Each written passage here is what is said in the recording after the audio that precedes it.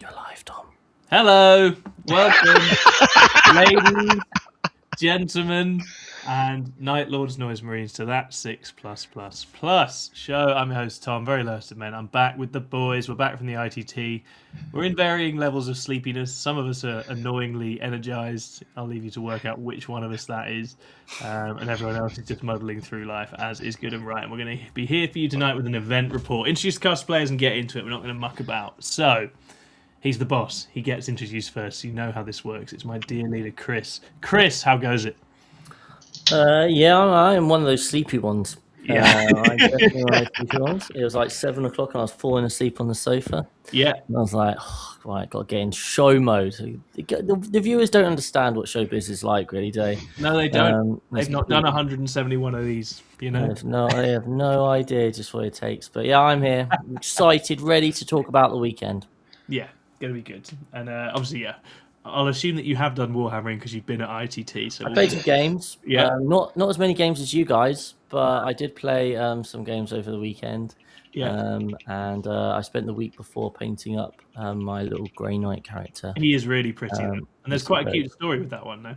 Yeah. Mr. Clifford heard me talking about how I'd always wanted a Grandmaster Mandulis from the books with his lightning bolt nemesis. And there's a guy, if anyone's part of the 40k WhatsApp group in the UK, or for buying and selling and trading, they'll know there's a guy called Nassif who just like prints everything for everyone. Yes. And he designed one with, it's got a little 6++ logo on it. It's got Jamie's name, my name on it. This is really cool.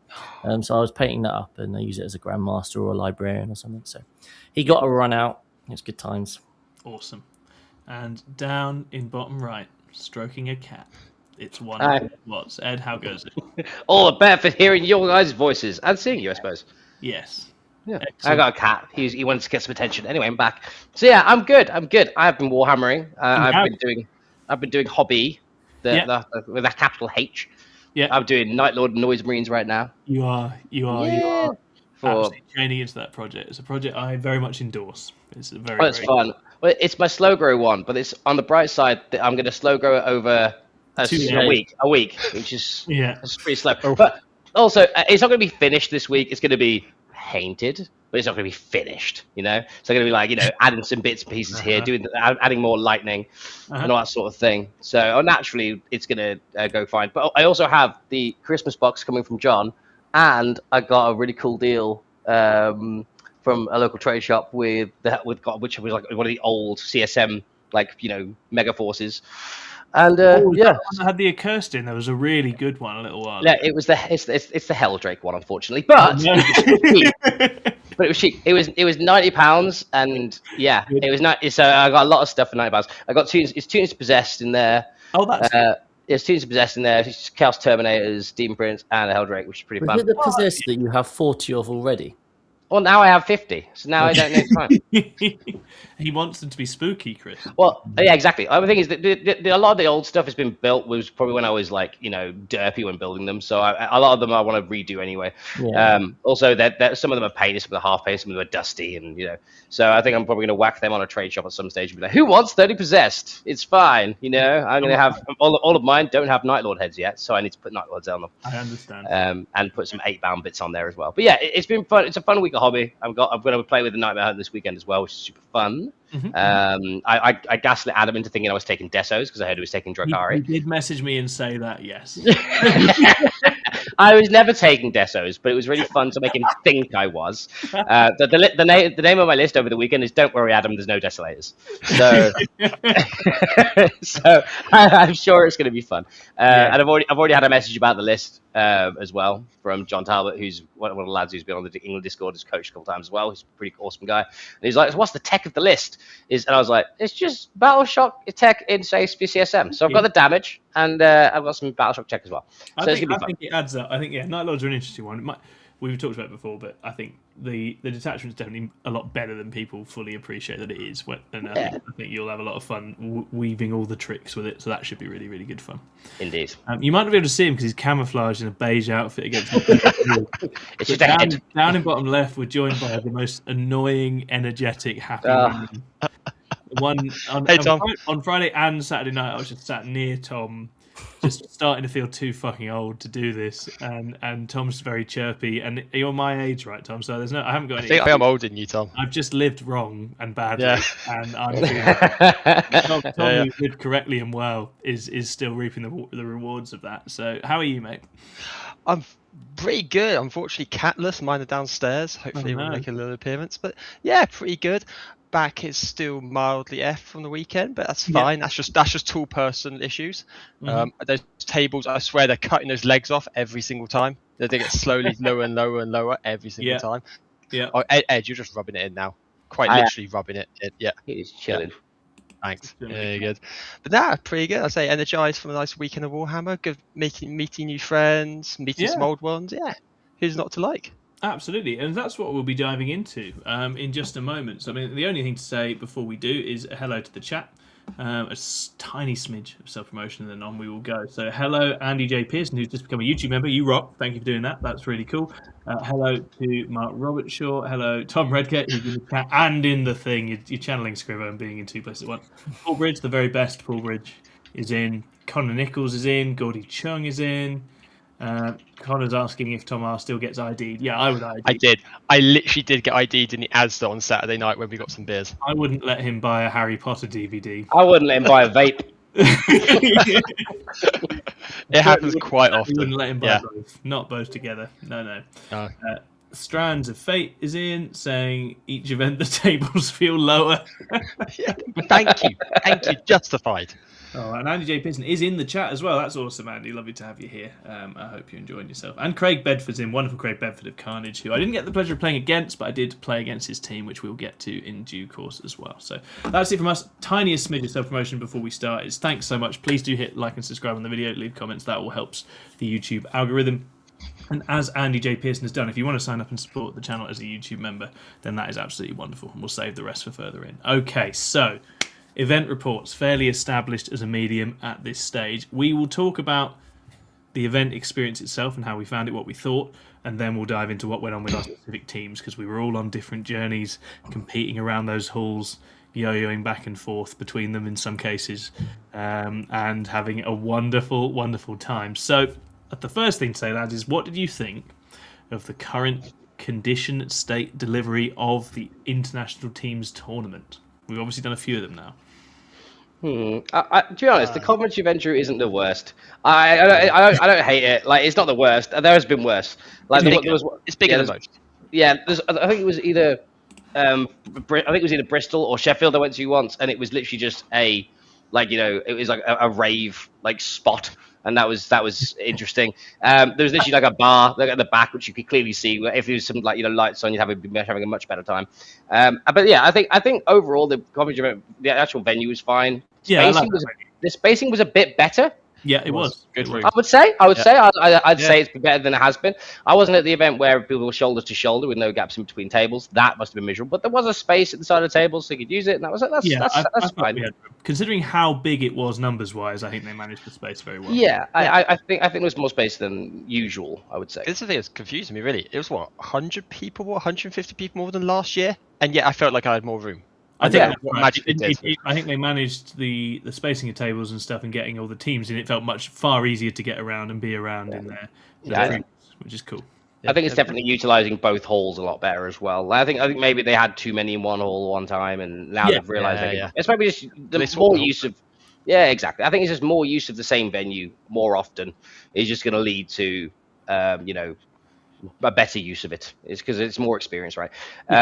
But the food vendors was interesting. There was two trucks for 500 people. I just didn't use it. I just sorted myself out basically to avoid having to deal with it.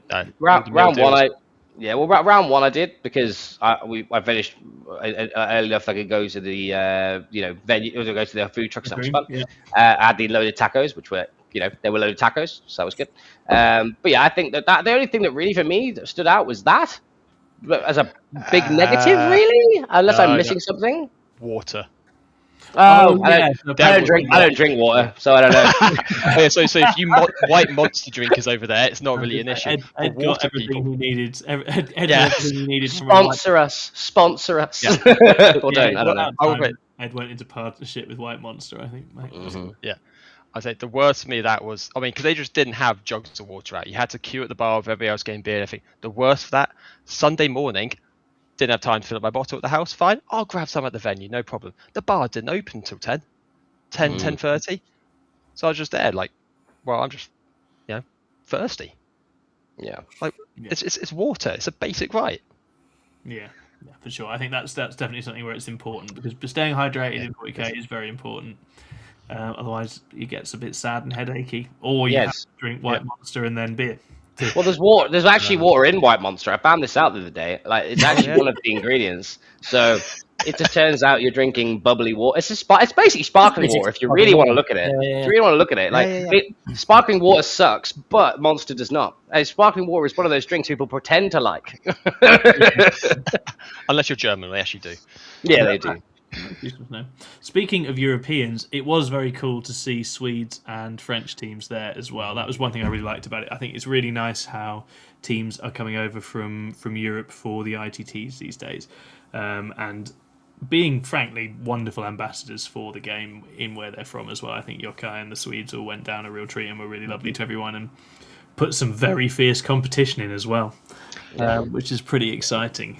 Some very strong players coming out of those teams. So that was really nice to see. And it seemed like the wider 40k community in the UK was pretty well represented as well. I think Ignite weren't there, but otherwise I think most of the main teams you'd expect were involved. And cool to see quite deep runs from Sigil. Sigil did very, very well. Who else was up there towards the end? Not War Masters in the end, actually, because they drew with the Welsh. Sorry, the Welsh did very well. They did. Very cool. They nailed it. Well done, Tom Green, who's been announced as a Wales squad member and who we'd not actually formally announced, but he plays for us now, so that's cool. We like him. He's good. Now he's done well, we can announce him. Yeah. Yeah, and he announced to me that he was stepping back from 40k for a bit, and then the next day it was announced that he was playing for Team Wales. And I assume he means he's just having a little rest until the new edition when he has got to figure it all out. But very, very well done to him, because he was on excellent form at this event. He was. Wonderful. All right, well, what I suggest we do then is our usual sort of shimmy through rounds and prep and outcomes. We don't need to go super, super deep into different things, but I guess you can set the scene when we start talking about round one. You can set the scene for your team as well, and how things were going in. Perhaps if we start with you, Chris, how was your round one with your team? Yeah, so just as an overview, we had our team of 5 was myself as captain. I was on Grey Knights, Banishers doing the thing where I'll probably play all the games that no one else wants to play and try and score some points.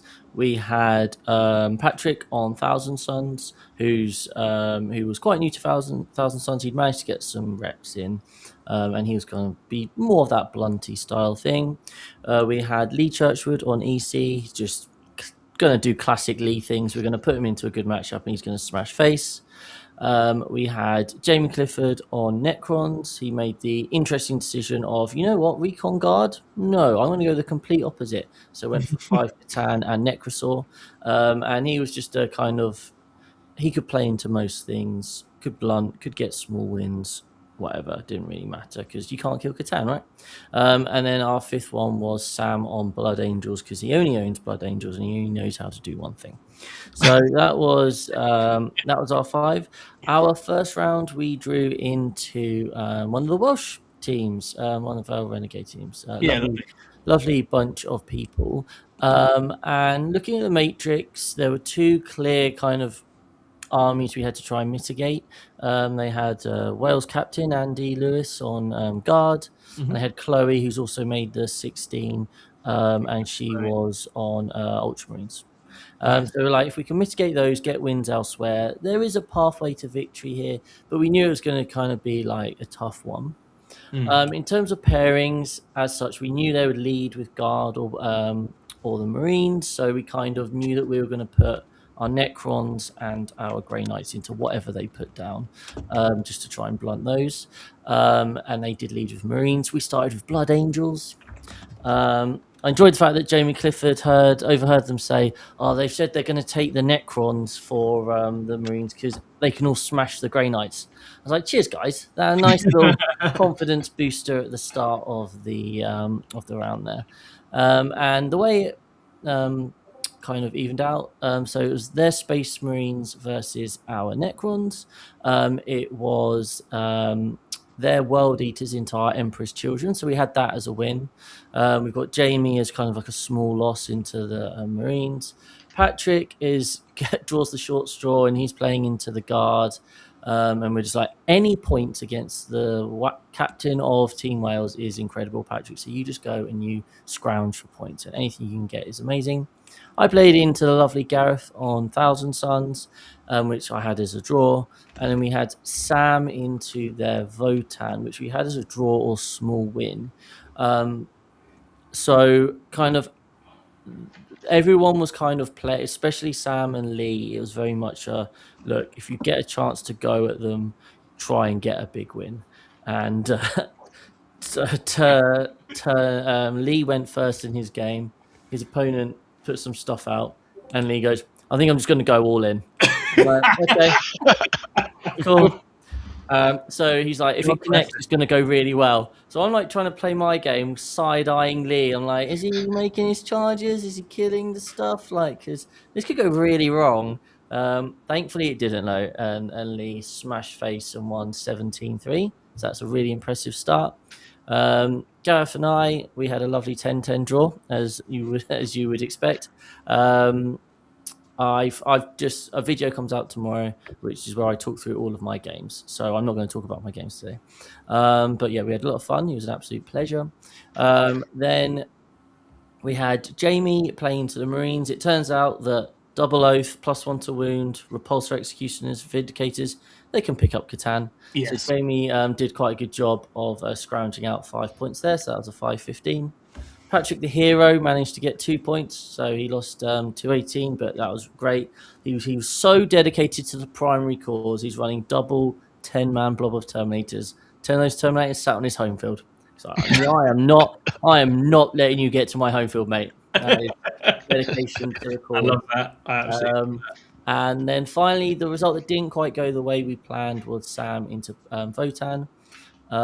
Sam liked to lament the fact that he's like, I really wanted to go first.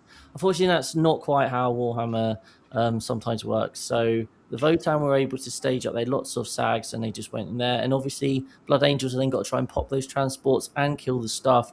Meanwhile, Terminators are going to drop down and shoot you. And we knew, Tom, you'd said that it was very much an anti-EC list. So in my head, I'm like, well, does that surely mean it's there for an anti-Blood Angels list? I don't know. It does, yeah. It turns out it does. And I think this was a classic case that kind of Sam was like, oh, it's not going quite well. And I think when you play with a singles mentality, you go, well, what can I do to win? Right, let's just go for it. Right? But when you play teams a lot, you would then actually go, all right, I'm going to have a chat, see how everyone else is getting on. Maybe if I just hold up, maybe we can ground out things. But yeah, that was a 2-18. So the round finished 64-36. So, you know, it's a loss, but I think if we were to play that again with the same matchups, I think, and just a different approach, maybe we could get something a bit closer to a draw. But they were lovely people. We had a really nice time. Every game was played in great spirit. And they were just a bunch of really strong players. So well done to Vale Renegades Reservoir Warden. Terrific. More Welsh triumphs. More Welsh triumphs indeed. How about your team, Tom R? Right. Well, we were into the Blackwater Vikings pink. And they're local to Saffron, right? I feel like they pop up at the Saffron events. Yeah. It's the names. A few people that we're talking about it. A few people knew that sort of thing, but they're not. It's going to every single kind of tournament. For this one, we're looking at it. We think, I generally I've played on Omegon quite a bit. I'm like, this is good. They're not Team England. They're not Ignite. Okay, feeling confident in this. But you just forget this is the ITT. Every team's good. You rock in, and they were prepared. They were ready for us, and you know what? Our matrix was just a bit off. Now, just kind of running through it, we put me down, defender first. We're thinking we knew they were going to defend Tau. Going to happen. Tau, light board on that thing. It's going to happen. Before, will put me down. They're going to pin me with an Eldar and Dark Angels. Absolutely fine. I take the Dark Angels. Sorted. They did not do that. They put me into the Votan and the Votan and Tyranids. It's like, oh. So our entire Matrix prep is just thrown out the window. We're done. We're like, all right, we're scrambling at this point. It's like, I take the Votan. Votan, we'll trade it. We'll go for it. After that, the wheels kind of possibly fell off a little bit. Now we got a little preemptive things like with our team we got our 2 big pusher lists: the Custodes and the Blood Angels. They're going to go out, they're going to smash. Is what these lists do. Now we thought, all right, defend Blood Angels, great. Get them a nice heavy board, get them a nice matchup. They got Eldar left. They got the Dark Angel's not great, but they can go into the Tyranids, other stuff. They can go in as absolute smash it. But then what we forgot, this then meant that they get to choose their Eldar list into our triple land fort 8-unit, 9-unit Votan list. Yeah, it's a suboptimal situation. It was not I great. would have been absolutely jizzing myself if I got a triple land fort. Yeah, exactly. And this Eldar list was like 15 fire dragons, a few hawks. Yeah, it's like that's a few dead land forts then, isn't it? Like in one shooting phase. Yeah, and that's pretty much what happened. So unfortunately, we started off with Jack getting the 20 ode right from the offset. It's like, okay, it's something great. It's like, but it's fine. We got Custodes into their tower. Like, it's great. Triple Land Raider. What tower's going to do into that? He's wounded. Everything's wounded on 5s. Turn 1, he lost 2 Land Raiders. 1 to a Piranha and 2 Ghost Kills. Yeah. Somehow. That's the thing that can happen. And the other one just got, like, riptided to death. So before Jack moved the model, he had lost 2 Land Raiders because that's what that Montcard list can do. But he scrapped and he went for it and he got that 10-10. He did, he rolled his 4 ups. Say that Jack scrapped with the triple Land Raider list, please. Yeah, it's disrespectful. Yeah. He shoved forward. He sat on point. Yeah, I was just saying, losing one of the Land Raiders is pretty much baked into that list plan. 2 is like, okay, this is actually getting towards being a game at this stage. Yeah, I mean, I'm a tower player. 2 Ghost Kills and a Piranha should not kill a Land Raider. No. You're hitting on 4s a lot of time. You're wounded on 5s. He's getting 3-4 up saves. It's just not supposed to happen, but it is. So, all right, it's one of our big push lists. It didn't go too well. Me and the Votan, we just traded units all day. He's got a load of firemen. My favourite thing was I tagged up his 2 land forts for 4 turns of the game with 5 girls each time, just running them forward. That was good fun. Less for him, more for me.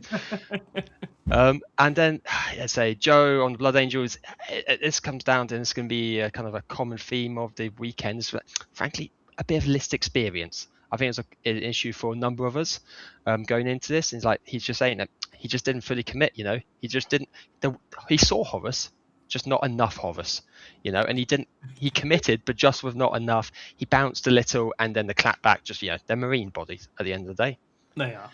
So unfortunately, that did mean quite a decent loss, 72-28. And yeah, good. But they were a lovely bunch of guys. We all had great games. In classic me fashion, me and my opponent might have just chatted about our lives for the first half hour of the game instead of actually playing. That's very sweet. Yes. And so, commendable loss. A solid effort, commendable loss. Yeah. And over in the Black Crow ++ gaming camp, where I was in charge, we had Carnage round 1. So that was quite exciting. Carnage, obviously, very good. They've won an ITT before. Very strong bunch of players. So going into this, we had Ben Pritchard on his Dark Angels. This was his loads and loads of bikes and land speeders company of hunters, Dark Angels. I really like this list. I think it's very weird and wonderful, and I was very keen to see what Ben could do with it in teams. So he's not done teams before, so we were kind of setting in the goal of trying to identify where he felt he could get bigger wins and try and push those over the event. Chris Irvine on Death Guard, just kind of go and play anything, and he did that fantastically. And Chris obviously has tons of experience. I was bringing the Aspect Host Eldari, which is not quite where it was in the meta, but it's still, big, heavy hitting those games, trying to avoid things where I'm feeling a bit flimsy and weak. Scrivo on Warhorde Orcs, which is something he knows really well, played plenty of. And Rob Kimpton finally putting the Drukhari behind him and playing some Astra Militarum. And he spent the entire weekend coming up to me going, Warhammer is a lot easier when I'm not playing Drukhari. So he was having a lot of fun on Grizzled Company. With no more draws for Rob. Well, you no say more that. draws. Say that, Chris, but I've got away from the draws. I've got stories for you in that sense. Now, our Matrix into Carnage wasn't awful. Mine wasn't amazing. I think they had sisters and also the what was it, the sub-assault nids, which I did not fancy on the terraform map very much. So then it was me going and dancing with something chunky, whether that was demons, custodians, or templars. Pairings wise, we got basically a few draws, and then it was going to come down to how me and Scrivo got into the custodies, Land Raiders for me, and the nids of Matt Langton for Scrivo. And it was both of us who lost in this one. The other lads all held the ground. Rob got a draw 10-10ing the demons, which was kind of one of the things he was there to blunt at this event, to slow the demons down. Ben Pritchard got a very admirable 10-10 with Scott Morris, who's obviously a very seasoned UKTC vet, so he had a good game there. And then Chris Irvine beat Craig Bedford on the Templars very narrowly with the Death Guard. I think the Death Guard are obviously quite suited into like a big horde like that, lots of blast, lots of save reduction. They can wade through the Templars pretty nicely. I know Craig is a Death Guard expert, and I think he was definitely there like, oh, well, I wish I'd taken my Death Guard now.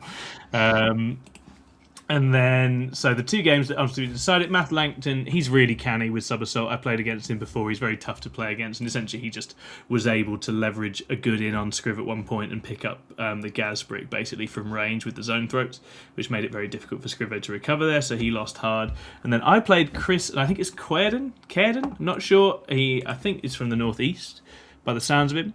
And he was a delight to play. Really, really good player, playing at the triple Land Raider Custodes. And I died.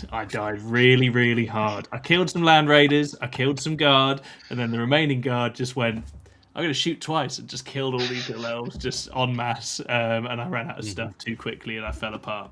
So we had a really good game, and then we got to 3, and I was like, I'm dead. I'm all gone. I'm just all disappeared. And so that was my first game against the Land Raider list. I was very impressed with Chris. He played it very well. I made a couple of errors that I think were all partly to do with playing against it for the first time. And my list didn't like Terraform. I've been practicing quite a lot on the diagonal boards and the other missions, but I didn't have the action economy to keep up with Chris and play against him on Terraform, so I got overwhelmed and overkilled, basically, and I ended up dead. So me and Scrivo lost quite heavily on that one, and that ultimately was what got Carnage home. So I think this was an interesting round because it showed we were able to keep up a lot in the pairings and a lot in the results, but ultimately we didn't find a big win anywhere. We didn't have a good result in our matrix that we were able to execute and deliver with what we had, and they were able to pick a couple of our lists apart and take the win. So it was a fully deserved win for Carnage, and they were really nice to play against. We had a really good time with them and a lot of fun. And as I say, having never met or played Chris before, I was really impressed with him. I thought he was excellent, so I'm sure he will continue to do very, very well for them. I mean, if you're going to lose to a team, I mean, the winner of the last couple of ITTs, or it's not too bad. Like, they've won. They definitely won one, and they've challenged. They challenge higher. They challenge all the time, right? They're excellent guys, and so yeah. As round ones go, it was a tough start, but it was good. And you know how we say it, everybody gets one. That was what I told myself as I got battered. Like, everyone gets one. It's like, yes, fine. Little whoopsie, little one. And so that started us off with a bit of a rollicking to get things warmed up. So, how was it going for? What was your team? Oh yeah, 6++. This time we sorted by manhood size E team. Ed. Indeed, we were having a jubilant time. We basically turned up. Everyone was in good spirits. We're like, right, we've got a plan. We're going to defend with the Connor, and we're going to do great things. It's going to be absolutely fine. I'm going to try and find a win at some point in the second half of the Matrix and all that sort of thing. Yeah. But at the table, I was like, hold on. If we go with the plan that we're going, Custodes and Warhorde are both there in the second round of pairings. That's very dangerous for chickens. That's not ideal for you, is it? It's not very good for chickens. And they had both, and we didn't really have anyone that would give them a decent win with the Custodes or Orcs that wasn't close to a 20. Yeah. So we had on Matrix, Jim had the Custodes as an amber. And we were like, well, we need to get rid of the Custodes because it's not just me. It's me, Connor. It's me, Adam, and Ben. None of us want all of them, both of them there because if they're both not there, then we have Kobe. Because the team was called Sorry for Not Kobe. Sorry for Kobe, by the way. Yeah. We would have Kobe in the late rounds of the pairings with. And the guard and that sort of thing. So basically, we were like, okay, we're probably going to second defend with guard. We can try and get a decent win out of that, and it's fine. But then they defended with guard, and we defended with Jim to try and get rid of the Custodes. And because guard were down, we were like, okay, we've got 2 decent wins here. So we're going to put the EC in there because Ben was relatively confident. I think it was. Oh no, sorry, it was Kron. Sorry, Kron's went in, and I went in with and me and Connor both went in. We were like, okay, this is generally speaking okay. So we both went in, and I thought they're going to take Connor. They're going to try like blunt them because Grizzle can blunt it relatively well, but it means that we can sort of have the established pairings that we want later on. And when we put down Jim, they attacked Jim with Custodes and something else, but we took the Custodes because we're like, that's an amber, so we'll see if we can get that amber going, and that'll be fine. So they took Jim, and that was expected, and that was fine. Then they took me. Oh, so they took me, and I was like, okay, that's interesting. So maybe I've got this matrix wrong. That was my first instinct. I was like, maybe I got this matrix wrong, because I think because they didn't have much infantry. The reason why Grizzle turns into like a relatively tough game for the chickens is because they get activation locked for the amount of infantry they can throw out. Yeah, I think that can. Exactly. Whereas they spent a lot on characters, and he had Lord Solar. So I was like, okay, well this should be okay then. In my head, because I'm like, you don't have here's 20 OC, here's 20 OC. Yeah. You don't have that. You have Kaskin doing that job for you, and as soon as the Kaskin are gone, you're just playing with 2 Dawns and Bulgrin, which isn't actually enough damage to kill chickens consistently. So I was like, okay, this feels okay. So that was the first round pairings. I'm playing chickens, and Jim's playing the Custodes. So that was basically in my head. That's a decent win to me, and a decent win to them. That's balanced out. Yeah. Then it came down to the second round pairings, and it was our choice to choose. And I was like, cool, well, let's just defend with BA and take the heavy. That sounds reasonable. So we did that. So we put down Adam, and he got attacked by, I'm just looking at my notes, but I believe he got attacked by, here we go. So he got attacked by Eldari and Orcs. He took the Eldari because he was like, I'll kill him, don't worry. And I was like, okay, fair enough. So I said, Adam, no problem, sir. And then that meant that their Admech got attacked by Necrons, and our Emperor's Children, they didn't want any of this smoke from Ben, so they took the Necrons instead. And effectively, this ended up looking on Matrix to be 4 wins and a loss. So I was like, guys, let's just do that. If all 4 of us win, it's going to be fine, right? So then the big score started. Well, the first big score came in from me. I managed to kill. Basically, I killed all of his infantry by turn 2, bar the Bulgrin, and there was only like 3 Bulgrin left. So he didn't really have enough to play the game at that stage. And after that, a rapid ingressing Demon Prince, one-shotting a Dawn, kind of just sort of spiraled that out of control. And that game was over pretty quickly. It was 20-0, which means I could go and check on the team, which was great. So I had a bimble round. And this was where we just started to see some crazy things come in from Adam and Ben. Like, he just basically said, oh, the York matchup, how is it? And I was like, it's fine. And he was like, are you sure? Like, yes, it's fine. Just make sure, just make sure you use your combat pieces first to get up pledges, and then like two or three units of Noise Marines will just lift the Gasbrick, probably 2. So just like, make that happen, and you'll be fine. And he did. He followed that play pattern really well, and he got a 20-0. Beautiful. Ben pulling in that big score starting off. So he was the second score to come in. The third score was Adam. The first thing I heard when I heard we go down the line was, "Oh, I killed 8 of his bikes turn 1." And I was like, "What?" And the code was like, "Yeah, he told me that they scouted, but I didn't really appreciate how far that would go." So on that map, you are just in their guts straight. Oh yeah. He was rearranging his Eldar guts, which is that's how it goes. It was the Harlequins, right? For Cody. It was a Harlequin. Yeah, it was. Yeah, it was the Harlequins. But basically, this was all going very well for Adam. But then when I walked past, I was like, "Hey, Kobe, how's your bikes?" But he obviously appreciated the humor, and it was great. Yeah. So that was good. So Adam brought in the 20 against Kobe. That was the next result to come in, and then Connor just kept it consistent. He played the Admech. He got his 37. He was playing for that win bracket between 12 to 15. He got it. No stress. He also went he also went second, which was kind of tough because obviously they got in the middle of the board, choked him up a little bit, and then tried to activation lock him later on in the game, which naturally draws the game out to less of a win for the Catan. And then Jim was the hero. He got 3. Now, we established this after this, that he was down as Amber, but we were both looking at it before we started. It was like, I don't know if you can play for an Amber in this, but we're not sure. But it was a risk that we were taking based on the fact we had 4 wins. So basically says Jim, just try your best. And after the game, he's like, oh, I'm sorry about 3. I was like, no, don't be sorry. We got 4 wins.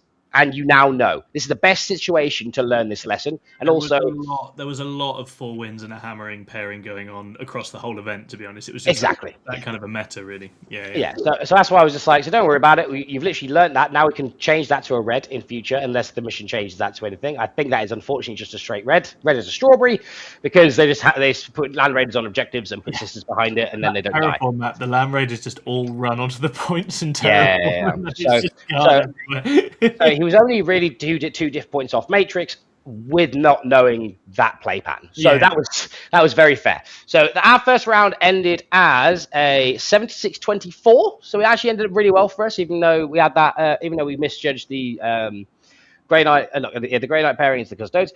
But we knew it was potential to go down. But yeah, because we started off with a decent win. Everyone was in high spirits, and we went off and got lunch. The 2 food vendors that were there.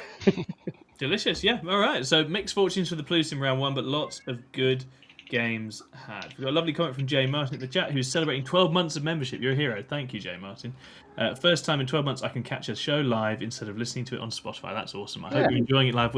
We're much better live, famously. I don't have a band comparison to make. I should have thought of that and finished the joke properly, but I didn't. So we're moving on. We're going to round 2. Okay. And in round 2, Chris, what happened to your brave boys? So we're 0-1, and we're like, oh, okay. Let's see what we get. You know, do we pair into another top team that just lost a close game or whatever? And we played into the Minutemen, who are a bunch of lovely American folk over here. Unfortunately, there were only 4 of them. They'd had a dropout during the week, which meant that they start each round 20-0, or 0-20, I should say. So the way it works is one of their pairing cards is blank, so they can play that at any point as an attacker, as a defender, whatever. And so it meant that one of us was going to get a short straw. So we still matrixed it and everything properly. I think this was their first ITT, so they were certainly newer to the team scene, and they were learning on the job in terms of pairings and that sort of thing. I mean, pairings went absolutely fine, and that was probably a theme for us this weekend. I think we never paired into anything other than a win. I think our thing maybe was the matrixing potentially over the weekend. It came down to their orcs had a choice between playing the Necrons of Jamie or the Grey Knights of myself, and whoever they didn't choose would be getting the bye.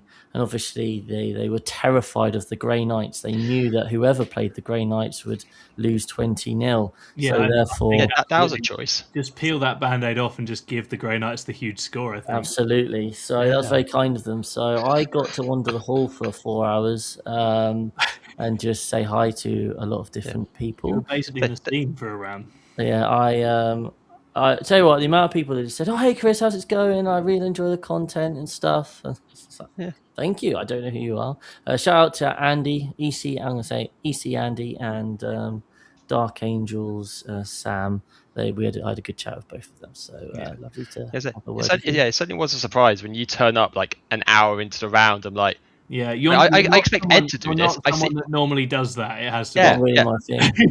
Who would do that? I saw Ed do it like round 5. He just walked on by with just like other people. Like, okay, that makes sense. Yeah, he's just there chatting to Alex Gins and people. He's like, yeah, fine. Chris, it's like, what? It's a happy guy. But other than that, so we're already starting 20-0 up. So it's kind of like, just don't take any risks. Just play your games. You've got good matchups. It'll be fine. So Sam got to play into Grey Knights. Sam likes to complain. It'd be like, oh, I really hate playing Grey Knights. I'm like, dude, we've literally played this matchup. I have played into Blood Angels 2 or 3 times now. I know it's not great. You're going to smash him. Just do your thing. Stop whinging. Patrick got to play 1,000 Suns into Death Guard. Yes, I watched a bit of that game. Yep. And then Lee's Emperor's Children went into their Emperor's Children. You know, Lee he had it as a win on his Matrix, so cool, great. We'll just stick to the colours. And his opponent had Fulgrim and Court, the new detachment. So he was cool. He was a cool EC list. Yeah, it was pretty cool. And then Jamie, he wanted to take Fulgrim and was talked out of it by Chris. Yeah, pretty much. Yeah, and you're welcome, Lee. By the way, I so disappointedly. Yeah. And Jamie's Necrons were into orcs. Now, we were like, we don't really want him to play into the orcs, so they've got lots of stuff. But then we looked at this list, and it was a bit of a different list. It had 2 kill rigs, and we're like, that's great. He's got the Void Dragon. Kill rigs are vehicles, so that'll be good for him. Anyway, once Jamie started playing and charged the Void Dragon in, it turned out that kill rigs are not vehicles. They are, in fact, monsters. Oh, I swear they were vehicles back in the day. Maybe not. So all of a sudden, his stuff wasn't working particularly well. Not ideal. And he had to try and yeah, that's a monster, all right. His opponent was like, are you taking tactical? I'm taking tactical. And I was like, I jokingly said, oh, you're not going for bring it down and assassinate into the unkillable Catan? He was like, maybe I should. And then he took bring it down and assassinate. I was like, oh, are you sure? And he was like, yeah, it'll be good. And I was like, okay. And to be fair, he did kill a few of them. And Jamie, you looked at the board and it was like, this is not going well for Jamie. But, he played a really good game, to be fair to him, and managed to eke out an 11-9 win into the Orcs, which was great. Lee won 16-4 in the mirror. I think, actually, considering how confident Lee was about the mid-stage, I think his opponent did a good job of grinding there, actually. Perchik lost 14-6 to 1,000 Suns, but he's putting points on the board, which is literally his role in the team. The weekend, wasn't it? Yeah. In the competition, just because obviously last time he played the Jakar and it hadn't gone particularly well. So for Patrick, it's like you're just blunting, you're just putting points on the board, do what you can. So 6 points there was great. And then Sam took out all of his rage at being 218'd by the Votan and 20'd the Grey Knights. Was whining about it. Was whining about it, playing a really horrible matchup that he really didn't want to play, the poor baby. So yeah, and combined with my absolutely incredible 20-0, Captain led from the front there, it was a 73-27 win. But they were an absolute pleasure to play, yeah, that's us done. We're 1-1. Absolutely. And over in Team Beige, how did it go, Tom? How was round 2? I just want you to know this is a sage green. Sorry, Tom. That's the beige of beigest of all greens. Yeah, that's the most middle class thing you've ever said. Yeah, you're dressed like you're about to command a Rogal Dawn from the turret, mate. That's what I'm saying. I do have a hat. I'll get my hat, my sword. Right. Okay, so after that, we went into the Shameful Suspects, which are the A team of Pile of Shame Support Network. Now, this is actually the starters run. Now, I actually played this team in the last ITT, where I think they gave us a good going over. And unfortunately, it kind of happened a bit again. They are a very good team, and I think I heard the story plenty of times. We heard it ourselves with Team Sweden. Round 1, they got paired into, top 5, top 10 team and just lost. But we go into these people and think, okay, we're looking at the list. What do they have? They got Death Guard, Grizzle Company, Drukhari with the lots of witches kind of list. Vanguard, Space Marines, which was an interesting one. Oh, nice. And also World Eaters. I was like, okay, we got some stuff into this. Our Matrix is actually looking pretty good, We're all pretty good into World Eaters. With a pretty standard Vanguard spear list. Yeah, we're looking pretty good into that. Drukhari's Drukhari. We can't be too worried about that now these days. So fine. We do our standard pairing. Threw sisters out, and they put the guard and Drukhari into me. I was like, and yeah, fuck that guard list. It is so much stuff, and everything kills you. It's usually fine. Fine. I'm the best into it. Again, my role of the whole weekend, throw me to the wolves. I'm gonna go down first. I've got 1 billion units plus a bunch of armor. Fine, I can deal with it. Now, this is where I did make a little bit of an error with a bit of a screening, which lets a Scion brick drop down, and also having an immolator killed in Overwatch by a Dawn was not optimal. No. Yeah, I did play a very nice play actually when I stopped his Torux. He ran it into me. It's like I stopped a disembark with a nice reactive move. I was very proud of myself, and then it's completely messed the entire game up. So my little blunt only turned into 3 points there. But I was a bit sad, but it's Purge the Foe. I have 21 units in my list. It's all 5 Girl Sisters. it's never great for me. Round 2 is always a tough one. But I thought, all right, let's go for the rest of this. So we had the Votan into the Death Guard, thinking pretty good. Lots of standard list. Got Mortarion. You got lots of Terminator units into Doddy with all the guns. Okay, we can do this. Nope, Doddy got charged turn 2 after the guy made a lot of very nice charges, and it just kind of spiraled from there. It's no, that's not what we want. Steve found out what Spectacle of Spite did. Yes, that's always a fun first game, actually. Yeah, that first game. He was like, I hate Scourges. Yeah, so Scourges and everything, just the zone control you get on that list is the first time you need a couple of reps. Once you get a couple of reps into it, you can okay, I can work around this, and you remember you have pistols on all your units. It's great, it's fine. And in retrospect, maybe we should just put me into the Drakari and somebody else can just get tabled by the guard. I got a bunch of vehicles. I got Seraphim with flamer pistols. Yeah, you're probably quite good in that game. Exactly. Have fun with that, Drakari. But yeah, I was trying to jump on the grenade. It's my job for the week, kind of thing. Space Marines are the Vanguards list, which is interesting. We actually ran into Vanguard quite a bit. We didn't see Victrix at all. I don't know if any of you ran into Victrix. We never played against Necrons at any point, not once. No, we only played against one Necrons. Yeah, same. We gave him the mirror.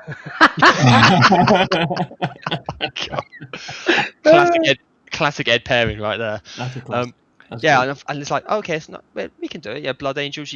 How do you beat the Vanguard list? You tag it. You run at it. You tag it. Great. Let's send our Blood Angels. Let's go. And it's he just shoots you on that corners board, on that board, on the light board, because they happen to get the light board for it. Again, it's just a bit of inexperience, and Joe, it's easy said than done just to tag those bricks, and it's just he got shot, and unfortunately it was a 12-8 there. He still scored some points, went for it. It's a list that Joe's list is not a list that holds its home objective much. Interesting. And so against the uppy downy Vanguard list, it's not brilliant at that. Yes. But then, Jack with his triple land fort coming on in, does Custodes things. He puts them all on the line against the World Eaters and says, just try. Just literally try anything. And he just runs them forward. He gets some guys out. He gets some guys back in. He gets some guys out. He gets some guys back in. And then he gets a 15-5. Because that's what Custodes does. Was particularly satisfied this weekend, I think, with his list. Oh, he was joyous. It was brutal. Every time I look over, he's such a happy boy with his little landers. I'm there with my little 5-guard squads, measuring out every little inch, every little centimeter to move block, do this and everything. It's nah, it's just shove. Just shove. I don't think he has to measure. I said at one time we were just getting one of the, in World War II films, they had a really big board with those big long sticks. He could just have one of them. Save his back, he just pushes things forward. Been brilliant. But unfortunately, so it's done run into a 62-38 loss for us again.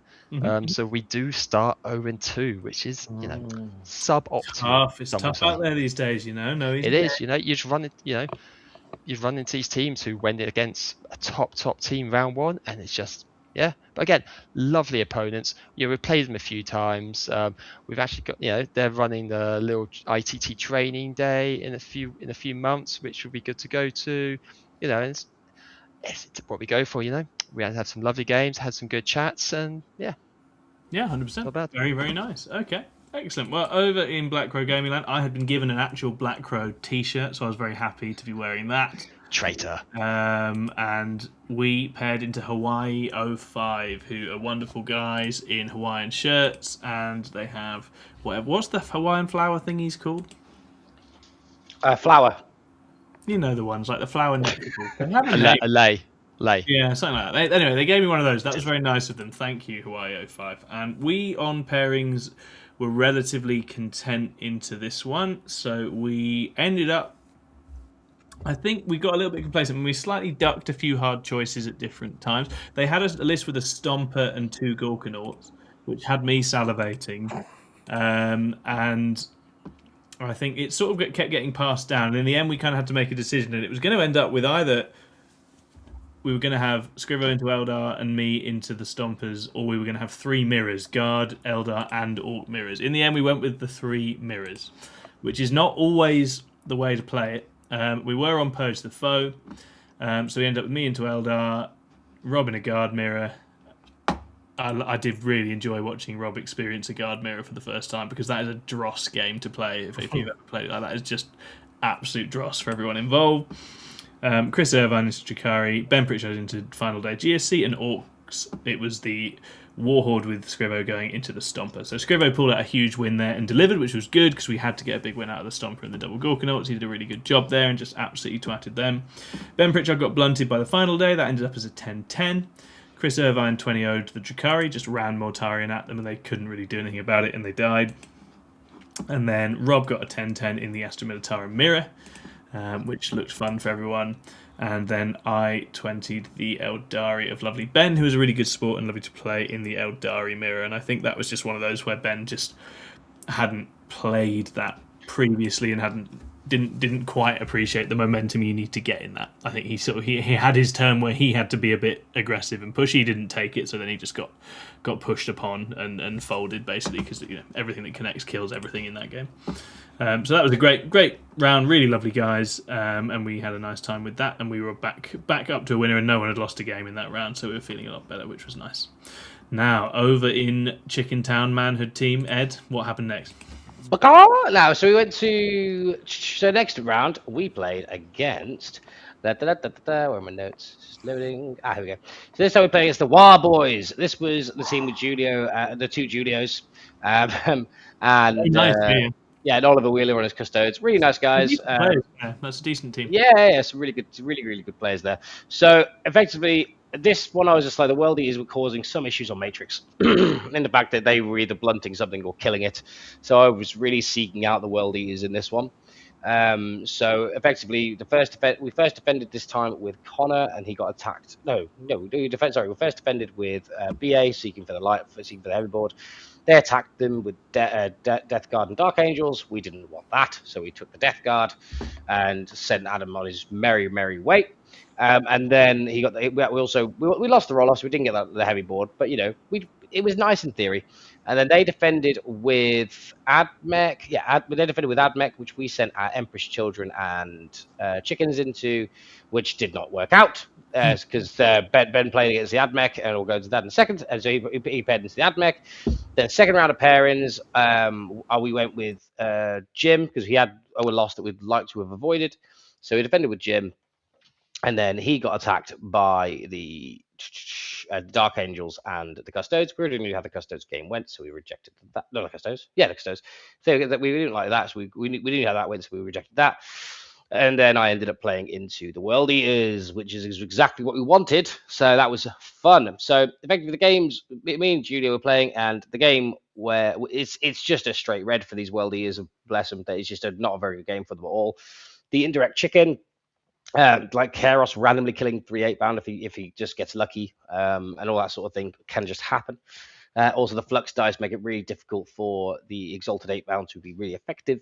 I actually also ended up killing 2 units of 8-bound turn 1, which did not help. And then I just put a naked chicken in the middle, like a standard chicken, like just chill. Just go over there and stand on the circle, and you either have to send out Khan or your 20-man. If you send out Khan, it's risky.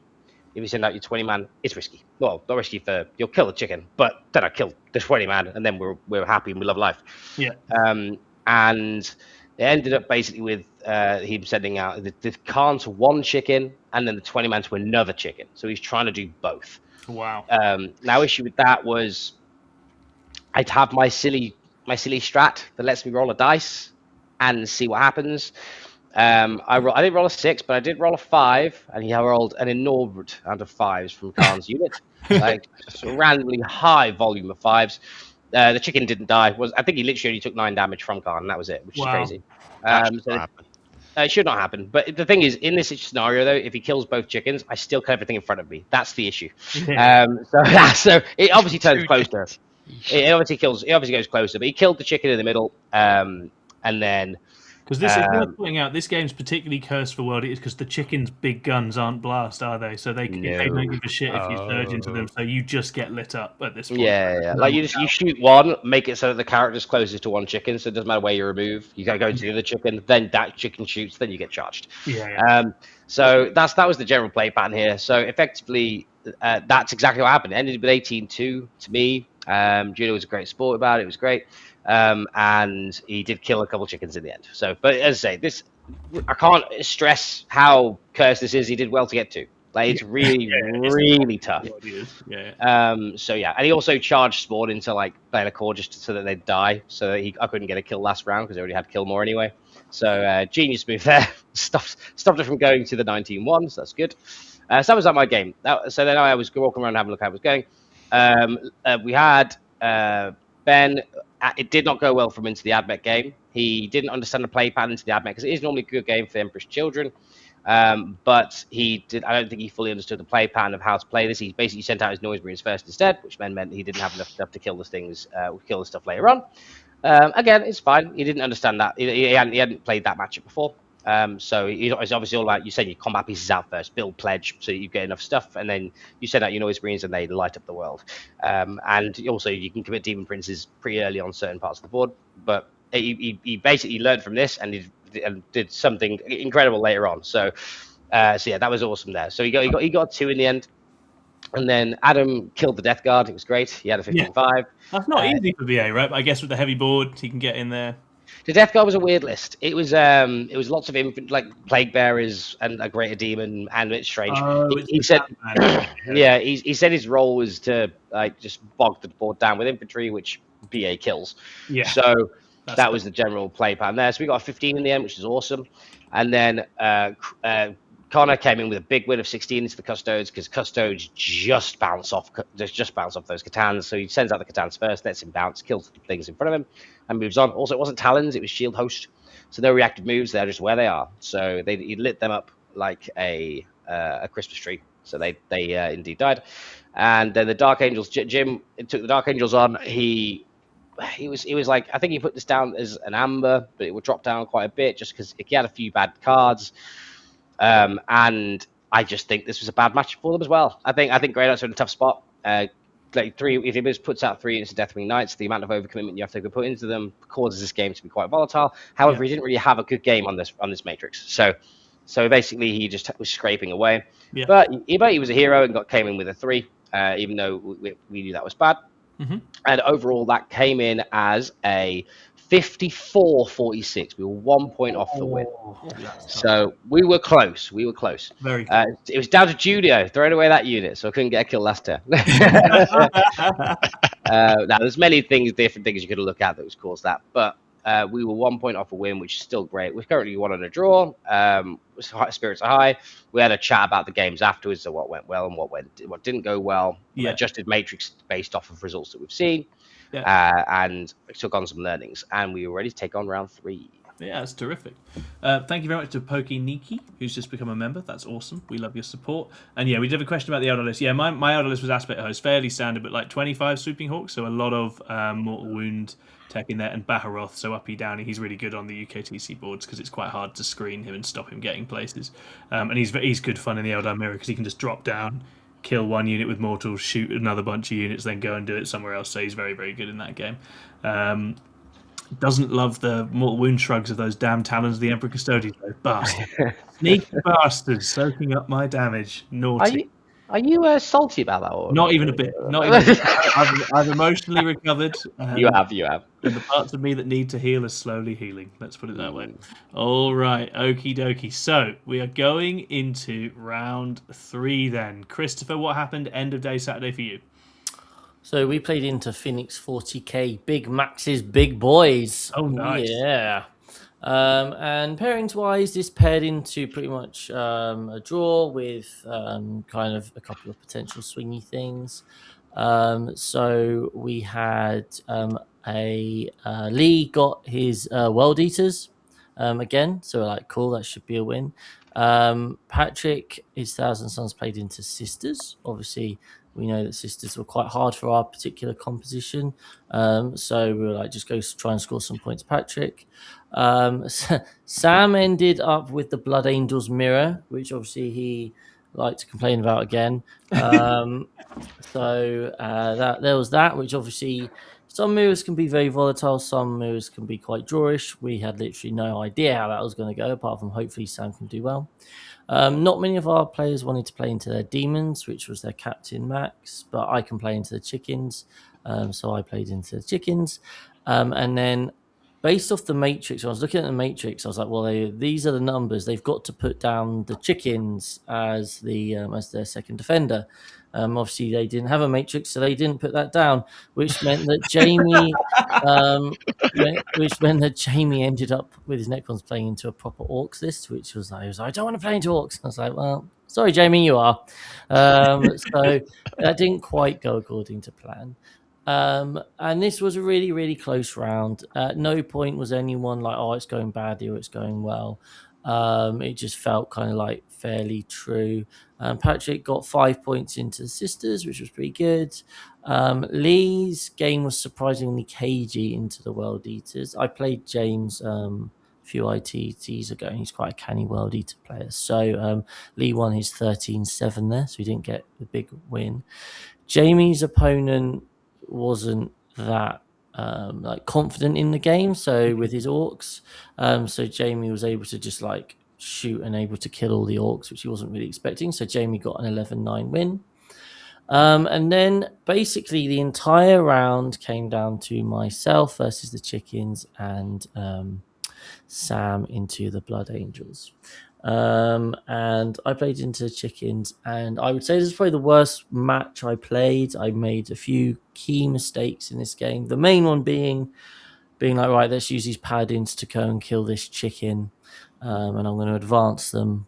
And then I threw a grenade and shot some interceptors to kill some pink horrors, and then I was like, oh, I've got to water or got to like weaken this Lord of Change before the paladins charge in. So I'll use my purifiers, anti-chaos 4-up strat, and just nearly kill the chicken so that the paladins can go in and finish it off. And then it came to the charge phase, and I went to go and charge my paladins in and realized I had no CP left because I'd already spent it. And there was a chicken sat there with 6 wounds. I long bombed some interceptors to try and save the day, and they did sweet fuck all. So he had all 4 chickens, and all my bricks were just sat out pissing in the wind. And I was like, oh, this has gone badly. There was one saving grace though. I played to like the 9-inch charge out later on with the paladin brick that I'd misted away, and they made the 9-inch charge, and I was like, well, like, if I shoot and kill this chicken and the paladins punch this other chicken to death, then, you know, he's only got 2 chickens left. He's not got any Bellicor. I've killed a lot of his other stuff. I can kind of come back into this. Come on.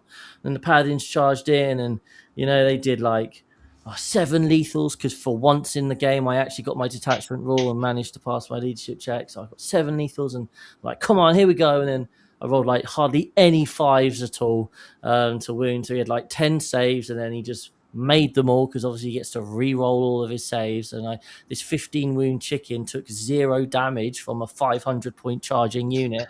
And I'm like, right, okay, well, this is less than ideal. But what I had forgotten, and which was a bit silly, because I told him in the morning, or at the beginning of the game, sorry, is that he basically lit up the paladin squad, right? So, and he's like, here's 9 shots, and here, take 18 saves. You're like, yeah, cool. And then you start rolling your dice, and you fail. I'm like, all right, that's 4 dead. Great, 5 dead, great. And he's like, don't forget you feel no pain from the librarian. And I'm like, oh my God, yes.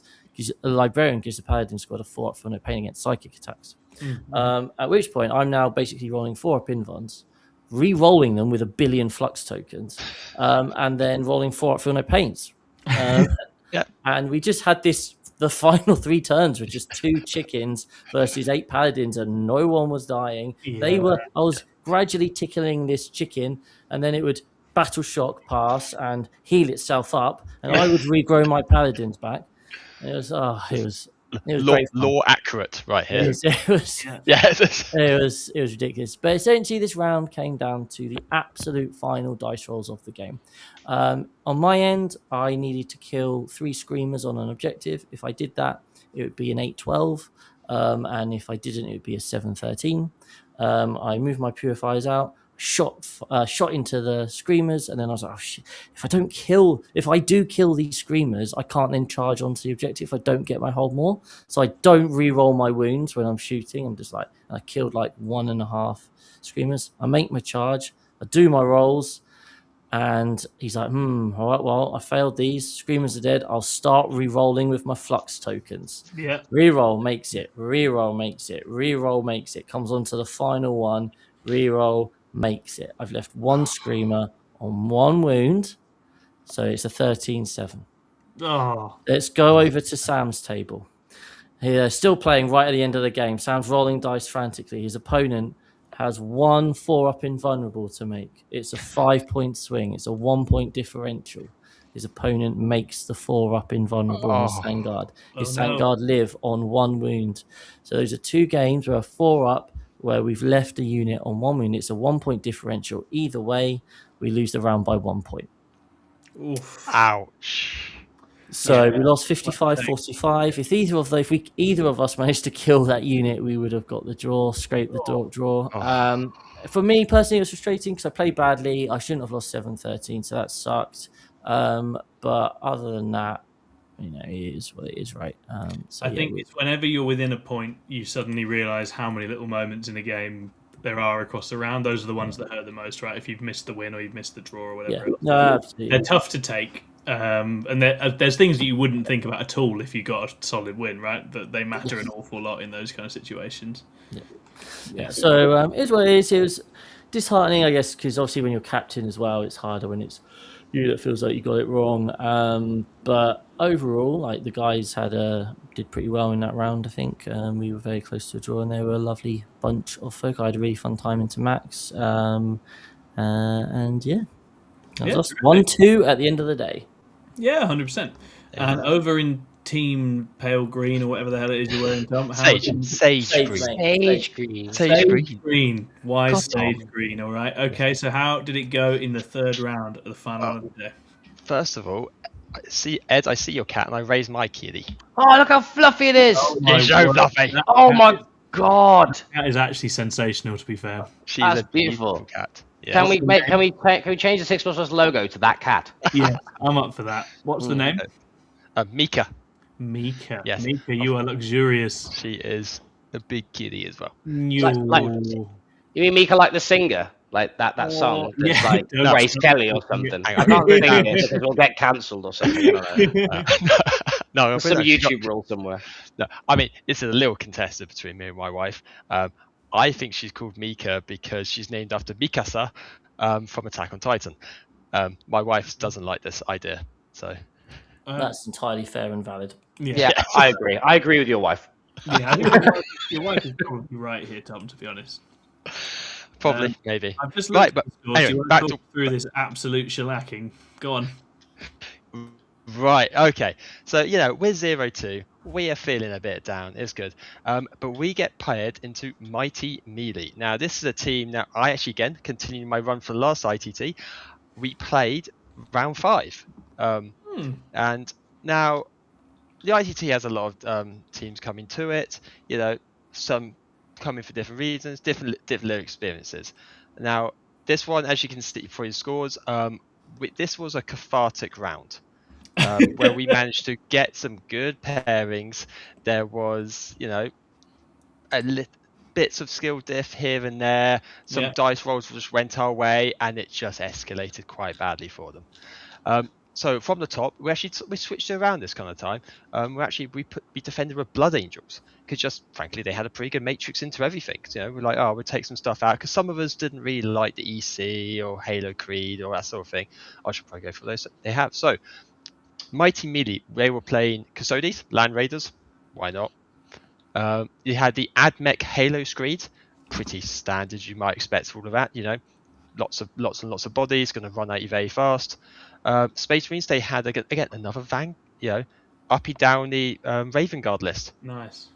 It's like this one's a little different. Has things what they called Invictus war suits in it, which has like, oh yeah, okay, they're actually quite... Invictor, actually, they're all right. Yeah, they're all right. Yeah, they actually were okay. It's like that shoot back thing. Oh, I did forget about that the first time it happened to me. It's annoying. Yeah. Then we had Emperor's Children running the list, and Imperial Agents, which had a billion bodies, a load of sisters, a load of Deathwatch, and a load of characters. It's a lot of stuff. I want to just pick you up on you saying their Custodians had Land Raiders, because actually they had 12 Venatari instead. Oh no, it was this one. Yes. Yes. Okay, yes, it was a Venatari. Yes. I just think that's important context before we go any further. Hang on. No, I remember. Yeah, there was it. God. Yeah.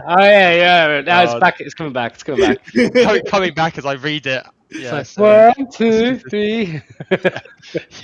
Yes, it was a Venatari. All those points, they could have had 3 Land Raiders, but they went with the 12 Venatari. No, they're too cool for that. They want to actually play some Warhammer rather than just like place your stuff there and go for a break for 20 minutes. Exactly that. This is much more stylish. Exactly. That's how it's done. We put the Blood Angels down. They gave us agents and something else. Didn't matter. Joe's taking that agents. It's chainswords versus 1 wound T3 guys. Gonna happen. Yeah. Take it. And then they were putting down. And then we have the. As interesting, we actually then second defended the Custodes again. Really nice matchups, that sort of thing. At this point, and they presented us with EC and I think it was AdMech. Jack could not choose EC quick enough. Yeah. We said like, oh Jack, come on, he was doing everything. What do you want? That one, go, done. Like, because it's winged demon princes against land raiders. What does an EC army do if the land raiders all just go other point? That feels a bit scary for nothing. He was saying he lost a land raider to a couple of demon princes just running at it and some other stuff charging it. Great, lost a land raider, killed it all. He tabled him by basically turn 3 and he got just conceded and went for a beer. Nice. It's just what's going to happen. We had the CSM into the AdMech. We thought again we're really happy with this. We have Vindicators against a lot of bodies. It's like great, take that. Very happy with our matchup. We have my sisters into the Raven Guard list again. I'm happy with this. I have a billion units. I can screen out the entire board. I can run at him very quickly and tag him up with bullets. That's what I'm going to do. And then the Votan into the Custodes. Generally, a lot of this went down to, it's a bit, for the CSM to the AdMech. AdMech wasn't quite, aware of the CSM levels of damage. He put a lot of stuff out. He's quite used to, actually AdMech are a little annoying to kill.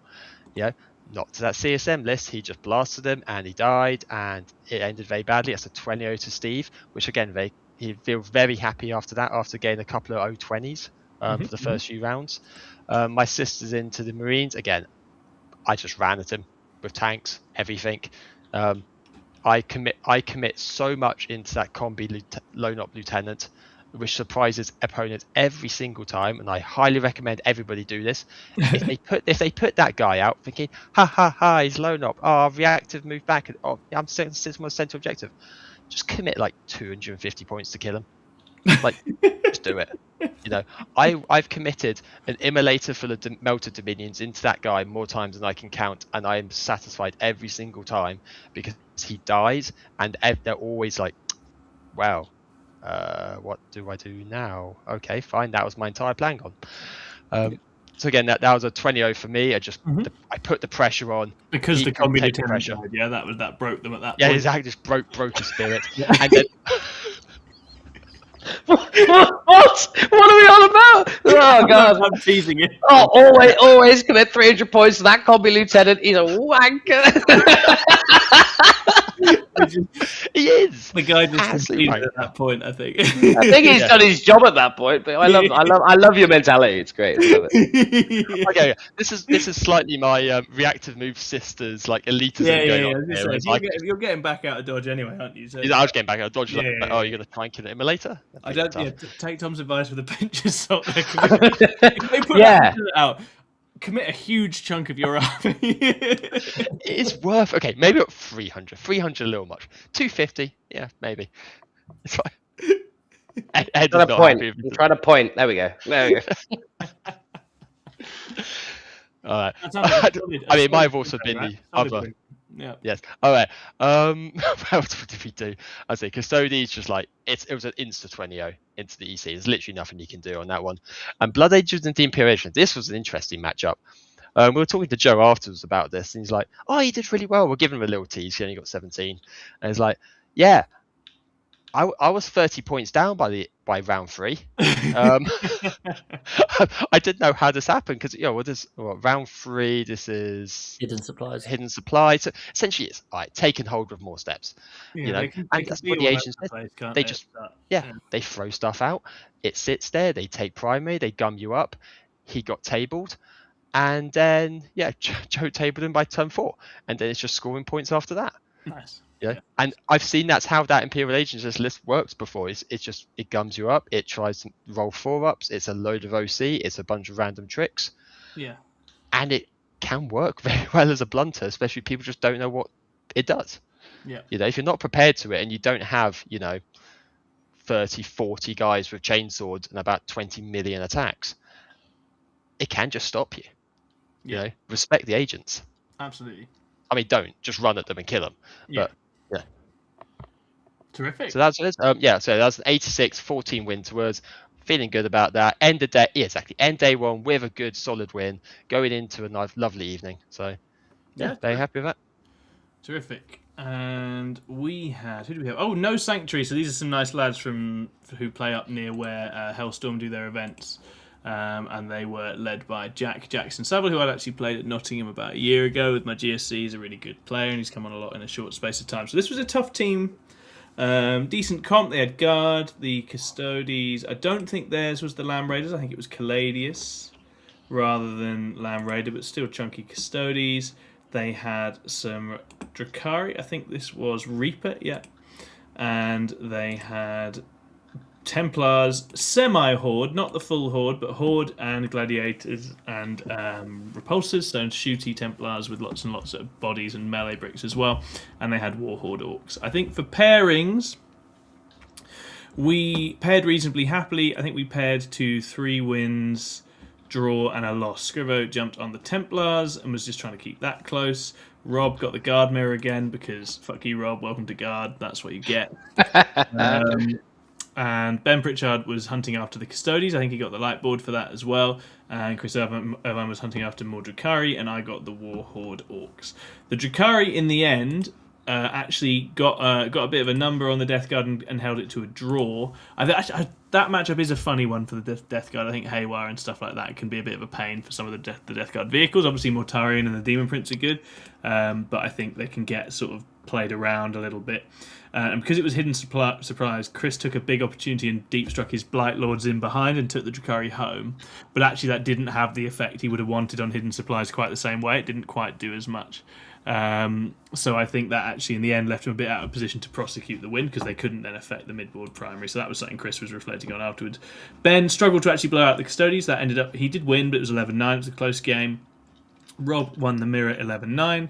Scrivo went down quite hard to the Black Templars, but I think that was kind of baked in. That was a tough assignment for him, and that was going to be a loss, I think, always anyway. And then I had Andrew Thornton on his Orc. Andrew was really sweet, and I think basically on this map, as long as the Eldar don't get themselves chinned by a massive war down the middle and rather just say we're going to play the edges of the board, the Orcs just get stuck in this situation where they can't come out unless they war. The war's the only thing that gets them close enough, and if they war, they then get picked up. So all power to Andrew. He did go for it, and he sallied out and then got deleted, essentially. The Lycus and Baharos brick combo is really nice here because Lycus tags Gaz's unit, Baharos unit with crit 5s just deletes it. Happy days, everyone's good. So that was a good game, and I think in the end, we were 1 point away from the win. We drew because the Orc loss was quite heavy and a couple of our wins dipped down, which can happen in teams. So in the end, we had that agonising not quite making it there, not quite getting over the line. But that is what it is. There are some failed charges here and there for people, and I think we were feeling fairly comfortable in that one as far as pairings go. It just slipped away from us in the execution. Thank you, Martin, for the super chat to correct me that Mikey hasn't run an event at Sanctuary in 2 years. That's absolutely fine by me. I'm okay with that. That's useful information nonetheless. Ed, over in Chicken Land, what happened? So yeah, let's go. So the next round was round 3. This is the last round of the day. We're on a win and a draw, a painful draw as well. So we want to end the round on the win, but we have a look around and we have a look at the pairings that come up. And we're playing against Tau, Space Marines, which is basically okay, cool. Yeah, somebody's leaving. So they had Space Marines that had like some Rep X's and all that sort of thing. These guys had Redemptive, three Vindicators, and it was Blades of Ultramar guns, which is pretty good. And then they have the Leagues of Votan. Leagues of Votan was with the Hearthguard brick and all that sort of thing. So that's what that one was. Then we have Eldar, which was, I believe, Seer Council, because it had all the awesome flamers. He played, Seer Council with all the bricks. And then we had Drakari, which I'm not going to even pretend to know what that list would do, but it is a Drakari list nonetheless. It is elves. So we had a look at our matrix, and we had Adam here had a few good wins. So we wanted to make sure he prosecuted to a big win. Jim's matrix was struggling because the nature of Grey Knights is the fact that sometimes they do indeed struggle. And then we had Connor we had Connor on his crons and that sort of thing, and his matrix looked very good all around. There wasn't a bad game for him. So we just sort of vibed. So the first one we put down was Connor. We wanted to make sure he got his good win. So then they attacked the Space Marines and what was the other one? And I think it was Drakari. Another Drakari he was not too worried about, but they also had a lot of big wins later on. So we gave him the Space Marines to keep the Drakari as for later pairings. So Connor ended up playing the Space Marines, and then they defended with Tau. We put Chaos Demons into it, and what was the other one? I think it was Emperor's Children. They took the demons, so that was fun. I don't think people really understand the impact of blowing up 18 with the stat checker monster with stat checker monsters. It's really, really bad. Yeah. So basically, I got the Tau, and that was fun. Then we went on to the second round of pairings. This time we defended with Adam to try and get himself a decent win. They didn't expect us to defend with Adam, and so the Drakari ended up going in, as well as the Eldari. But this meant that whichever way we cut it, the Eldari were going to end up playing Ben, and the Eldar were going to end up playing BA. So whichever way we did this, whichever one we take, whichever one gets rejected, we knew that the pairings that they had in front of them, they were going to take. They were going to take Jim. BAEC into a double elf comp, isn't it? I think. Exactly, yeah. So and basically meant that we knew they were going to take Jim. So that meant that whichever way we cut it, we were going to end up with two elf into 2 combat pressure, which is just good, right? It's just good. And that's what ended up happening. So basically, in the end, it was Adam playing against the Drakari, Ben playing against the Eldar, and then Jim ended up into the Leagues of Votan, which we still felt relatively optimistic about, because there's still a lot of 2-up saves there and all that sort of thing. So they do have the Thunder Kids to strip cover, but there was things that happened after that. And effectively, my game was... I walked forward. Basically, he had a unit of broadsides with railguns. They were really good into me, because obviously the devs and all that sort of thing, and also making me pass saves. So basically, they're one of the units that could definitely spike and kill me. He put them in reserve, so they were in reserve. And then we had. So basically, that meant I was like, okay, I'm going to walk forward and just put 5 monsters in the middle of the board. I didn't use line up 18. I didn't even use line up 18 once. So I walked forward, killed a Riptide, tagged a Riptide. And then Kairos made him fail 5 or 6 saves on one of the on one indirect activation on 3-ups. Didn't even use the strat and killed the Riptide, which was fun. Wow. And that meant there just wasn't enough damage there. He came out, put his army into a chicken, killed the chicken. I was like, cool, that's fine. And then I just dismantled the rest, because at that point you can't really respond, right? At that point it's just like, well, I've got 5 monsters for him. I can kill one. Bellicor ran around doing his own thing, and it sort of spiraled out of control. So my game was over because as Connor said, he literally looked over to the table, and there were 5 monsters in the middle of the board, just stood there. Yeah, I'll hate that. It's got nothing to stop that. It's just we got nothing. So yeah, so they just walked forward and stood there, and that was the guy that I played, Chris Spencer. He was a lovely guy. We had a great game. The next result that came in was Adam is a Drakari. He is a Drakari main, as it were, and he's very familiar with that army, and he dismantled it. pretty violently, actually. He was an 18-2 in the end. I think that's the worst thing for a Drakari player in the world, is someone that knows the army well and knows where it doesn't like being tickled.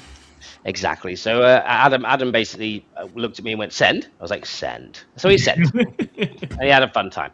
So he had gone 18-2. Ben came in with his second 20 of the weekend.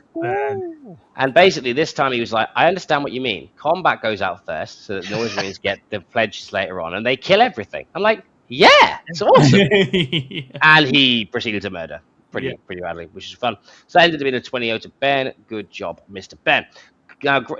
Jim was just there to keep stable, get a score. Doesn't matter what it is, just get a score, because we didn't really know this matchup too well, because he had the Dread Knights, which he does pick up, to be honest. And I thought are a little bit more awkward. And this ended in a 6-14 to Jim. So he lost, but we lost with a 6. But that's fine, because that's we planned for. We didn't really know what that was, but we knew the other 4 were big wins. So we didn't really we didn't really worry too much. And I walked over to Jim after because he was the last result in, and I was like, I think we've already won the round, so just vibe. It's all good. And basically, he got the 6 out of the Votan, which he did find struggling in the end with the Terminators. And then Connor played against the Space Marines. His play pattern here was pretty bang on. So he knew that the Vindicators could kill Catan, so he didn't send them out first. And then killed the Vindicator, then sent them out. And then at that point, he didn't die, and they did. And that was the end result. Now, obviously, it's still with Necrons, it's still hard to prosecute those big 20s, because they still get bogged up. They still don't have a bunch of OC. So he got a 14-6 in the end, which is still great on Matrix, between that 12 and 15 mark. Fantastic. And everyone came in on Matrix or above this round. And we were very happy going in after finishing with that. It was a really good round. We got the scores in. It was awesome, and we had a really good time. So yeah, very nice, very well done. So the teams are all warming up now, and then it's the end of the day. We all go, we eat some food, we drink some beer, we chat some shit, and then it's Sunday, and we're back at it once again. Chris, what did you have waiting for you on Sunday morning? We had one of the Swedish teams. Yeah, we had some people laughing that they were about to play into 24 Tyranid Warriors, and we were looking at our matrix like, what is this? Because it was our matrix. I mean, you saw it, Tom. It was pretty diabolical. It was, yeah. And so they had Necrons, right? They had couple of Catan and the Warrior Brick and stuff, and no one wants to play that. They had Sisters, which again is something which we're not that great into.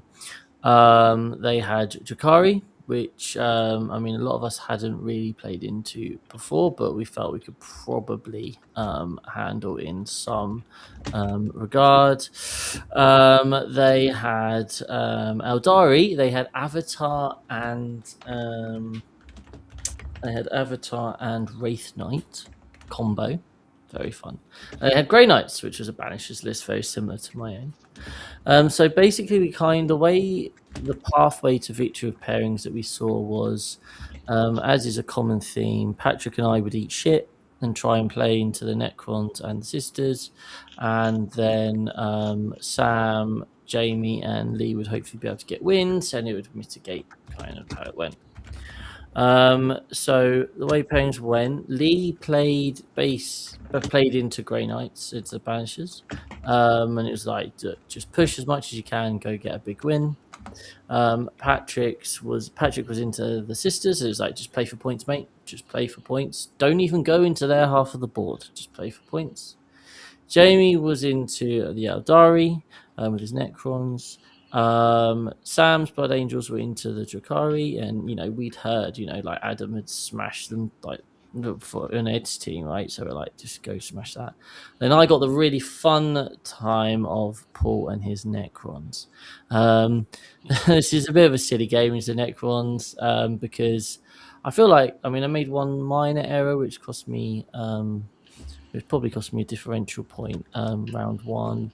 But I played out on my skin. I just did everything in my power to hold him off as long as possible, and I still lost 5-15. I killed 3 Ophidian guys. I killed a Luminor, Cesaris twice. I killed a Necrosaur once, and that was literally it. It was just miserable in that regard. Paul was really good fun though. Had a really nice time into him. Nice. Sam won 11-9 in the Drakari game. Jamie, it's hard to get a proper read on this because Jamie's opponent was not only a good player but also rolled an ungodly amount of 5s in the first couple of turns. So nothing was dying and everything was wounding Jamie, and he was losing a lot of models. And at one point, he thought he was going to get like no points, so he had to really work hard to grind that out and get a 9-11. Patrick, absolute hero, got 7 into the sisters, which is fantastic. And Lee got a 12-8 win. So when all was said and done, it was a 44-56 loss. Myself and Paul, there was a bit of a scoring issue, which they came over and said, "Oh no, look, you were right about it. Actually, a certain score should have happened on one of the secondaries, so it was actually a 14-6 technically." So once again, based off that, we lost by 1 point again, which is sad times. So, I mean, considering the Matrix and considering we're playing into a bunch of good club players who'd come over from another country, like that's a great result. But yeah, obviously another 1 point loss That's devastating. does tough. suck. Yeah, it does suck. 1 point loss is just they sting. The worst. It's because everyone just micro analyzes their game. Yeah. And by the way, bit of advice: don't do that. Yeah, don't. It's just not healthy because it's a game of 5 games. Like exactly. You're basically every single time you look at one little micro interaction, there's probably another few things that someone else might have missed. It's just not healthy to worry about it. Yeah, 100%. Excellent. And how were Charlie's Angels getting on, Tom? Wow. Talking about 1 point losses, how about a 1 point win for us? I know. We absolutely clutched this one out. Little spoilers in this one, 55-45. Absolute clutch score, bringing it in. Now, we didn't have a great answer for Catan. You know, as I was saying in the last show, just like our general idea was, we're just going to not see it.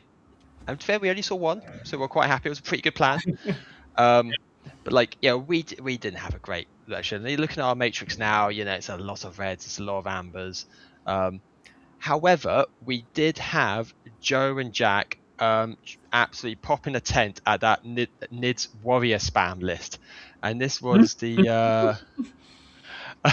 the warrior bioform onslaught with, as I say, was it the 24 odd Tyranid warriors and a few other little bits of Tyranid stuff.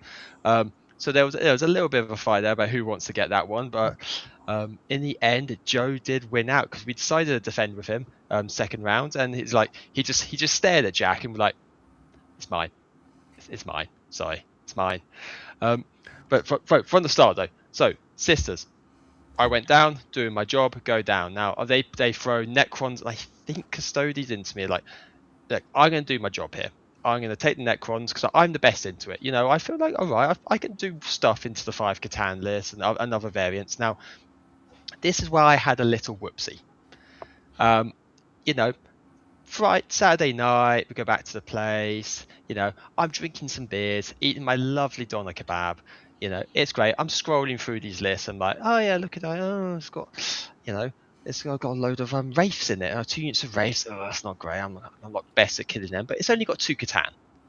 I can kill 2 Catan. I can take out the rest of the trash. Just linchpin. I can throw stuff into the backfield. I was wrong. I missed a Catan. They had 3 Catan. That was bad for me because they did the standard Necrons thing of Wraith bricks on the side, 3 Catan in the middle, and it wasn't until we started deployment I was like, oh. So I had to go over to my captain and say, yeah, my score's just wrong. Absolutely wrong. My bad. Big whoopsie. Now, I just want to give kudos to be here. It was the most gorgeous Necron army. You know, she got all like the blackest black paint. So all the bodies of the Catan were in the blackest black with the beautiful like pinks and whites and stuff coming off. I actually saw this army being packed up. It was gorgeous, absolutely gorgeous. Yeah. Like, it was a pleasure to play it, and great opponent as well. So my blunting was less blunting as it needed to be. I got 317 after some absolute insanity on 4-up in runs from both of us. You know, I had a Void Dragon look at Val squad, shoot it, lose a Paragon, charge it, try to precision out more than Val, left her alive on 1 wound. Great, fine. Crack back. Nope, didn't really do much to it, but it's fine. Survived. Shot it in my turn. No, pass all the 4-up, pass all the 5-up, feel no pain. It's just not going to do it. Fine, I have to survive another round of combat. Catan, Void Dragon goes into me. Great, passes me 8 4-up in runs. Throw 7 of them, all 4-ups. Miracle die the last one, and then Morkan Vow and 2 Paragons, then clap that Void Dragon back, kill it to the wound, and that probably got me my 3 points right at the end. So nice. Happy with that one. The rest of it was a bit of a mixed bag. We had Jack on his League of Votan into Custodies, not Land Forts this time. I did double check this one. It was a standard kind of traditional Custodies list, lots of Wardens, Warriors. He shot them, they passed some stuff. It was a mix. That was a 6-14 to there. Steve had the Chaos Space Marine Mirror. Now, again, this one... Real test. Yeah, that is a real test. It was quite decently mirrored. Now, I wanted enough to do this because it had Obliterators, it had Abaddon, but very luckily for us, Abaddon failed a re-rollable 5-inch charge that would have won in the game, and Steve ended up getting a 17-3 win. So, why be good when you can be lucky? Take that. Love it. So quite a big swing. Hold on. Yeah, so what? So the 5-inch charge, what? How does that become a 17th? Hang on, I'm going for it. Yeah, because you have key big swings. Him overwatching a Forge Fiend for 11 wounds round 1, turn 1. That probably helped as well. But yeah, failing the 5-inch charge meant that he just didn't go in, didn't kill all of Steve's tanks, which were all kind of next to each other. Abaddon would just come and just like one-shot all of them, and then he just lost everything in return. Basically. That will do it. Yeah. That'll pretty much do it.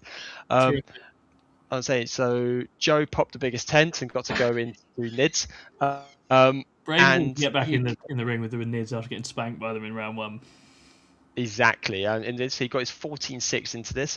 In classic fashion, he did lose his home objective in Linchpin to 3 Tyrannid Warriors, which we did give him lots of shit for at the end of the game because... Yep, that's the thing that happened. And Jack went into the tower and put an initial retaliation card this time. I just want to read verbatim what he's put into our group chat. Played Ret Kadra, lost a Land Raider turn 1 before I moved the model, failed 2 turn 1 charges, lost 15 guard turn 3, 115-5. That is the Custodes' life. That is where they're at right now. That's it. And he was indeed the happiest man there. And let's say every point counted because it's a 55-45 win. And we go into the final round 2-2.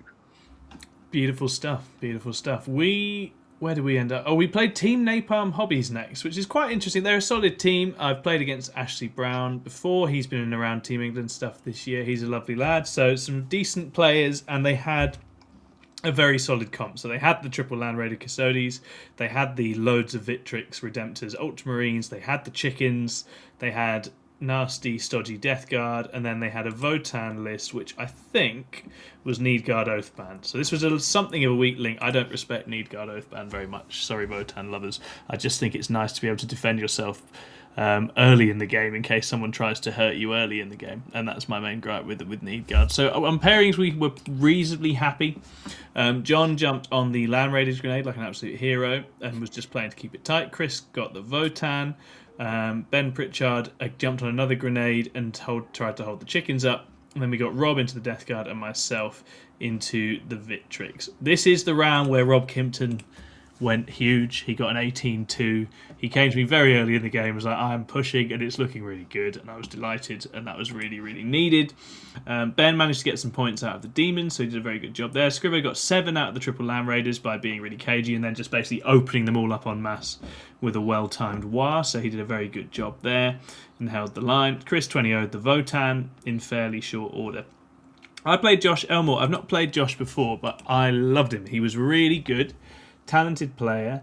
One of those games where we both sort of talked about it and sort of mused through it all as we went. And there were some quite funny moments in this game. I was basically just winding up for a massive send because that's what I like to do. But I needed to clear a Redemptor off one side and like a little baby unit of Victrix as well to try and make myself a little bit of space before I ingressed some Hawks in and then shoved up on his flank. And basically, killing the Redemptor was fine, but some Banshees went into the Victrix and killed one before then all getting completely eviscerated by Victrix. And that was not ideal because those same Victrix then wandered over to Fuegan's unit and killed all the dragons. So I was like, again, that is not good. That is going to make the push now a little bit squiffy, unfortunately. And so we went on with the push anyway, and I did win the game, but he blunted really, really well. And fought back in that game, and I think he got 8 points out of it. So all credit to Josh. He pushed me back a little bit and got some nice ins with the stodginess of the Victrix. They are really annoying to play against. Those reactive moves in the Gladius list are just really irritating, and he did a good job there. So we got the win, 61-39. This was really hard fought. We had 2 really hard fought games on Sunday, and this was one of them, and we were delighted to get over the line here, and Rob Kimpton and Chris Irvine carrying the day there. So really, really excellent stuff. And over in Chicken Land, Ed? Again, I'm building Chaos Space Marines, by the way, because I'm loving listening to these guys talk about their experiences, but I want to build some Chaos Space Marines while I'm here. I like CSM. So, over in Chicken Land, we have we're on 2 wins and a draw. Yeah. No. Yes. 2 wins and a draw. I'm right. Yes. And then we get paired into Redacted. I think they either misspelled it or it's their G team. Either way, we're playing Redacted. So these guys have an interesting build. They have Ben Prince on World Eaters, John Abs on Tyranids, Sam Choi on Tau Empire, Joshua Rizzo on Necrons, and Chris Kurzweil on Dark Angels. This comp looked okay-ish, but based off of the information we had from the previous rounds, our matrix was more accurate, which is just the nature of this, which meant that we actually had Jim's Greynuts was struggling here to, pair into anything really good, but we did have a win down for the Nids, so that was fine. So we tried to yeah, exactly right. That didn't. This is not going to age well, for the record. So we defend with Adam. We take a risk at this stage. Now he's down as a win into the Tau, but it can drop down to a draw. If it goes onto the light board, because obviously at that point you just send one unit to go off and stick you on death into your expansion, and then basically send everything into their expansion and kill stuff there. Now, generally speaking, the play pattern here is a little bit tougher into the Tau. I probably should have taken a moment to talk to Adam about this. I just sort of thought everything on the board, send it. But this one didn't go so well. But let's go on to the rest of the pairing. So basically, he got attacked. He attacked Tau. Then we lost the roll off, so they did get the light board. Now, if we get the heavy board, that game's pretty much done and dusted. Nice and easy because they can't. You can sit a little unit on your expansion. You have a nice exactly. You just sit there and you can trade out, or you can go for a send turn when you kill enough stuff.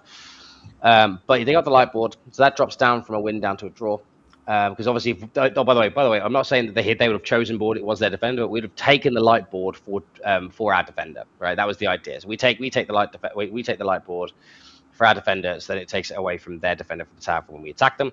So Jim, we defended with Jim, I believe here. He got attacked by he got attacked by Nids, which was his one win, and I'm like, brilliant, this is going to be great. So we put him into, so we get attacked by Nids and something else, I can't remember, but he takes the Nids. Then on the second round of defending, I was like, well, I want to choose because I'm the captain, so I went down second defender. And again, they did not respect the chicken second defender tech, and World Eaters ended up going into me. So I chose the World Eaters naturally. So I chose the World Eaters, and that was fine. Mm-hmm. That then meant that Necrons got the mirror. That was actually the only reason I did this, because they deserved each other, and that's how it is. I believe the player of that mirror match game is in this chat. And hello, it was awesome seeing you guys, and you guys are a great round.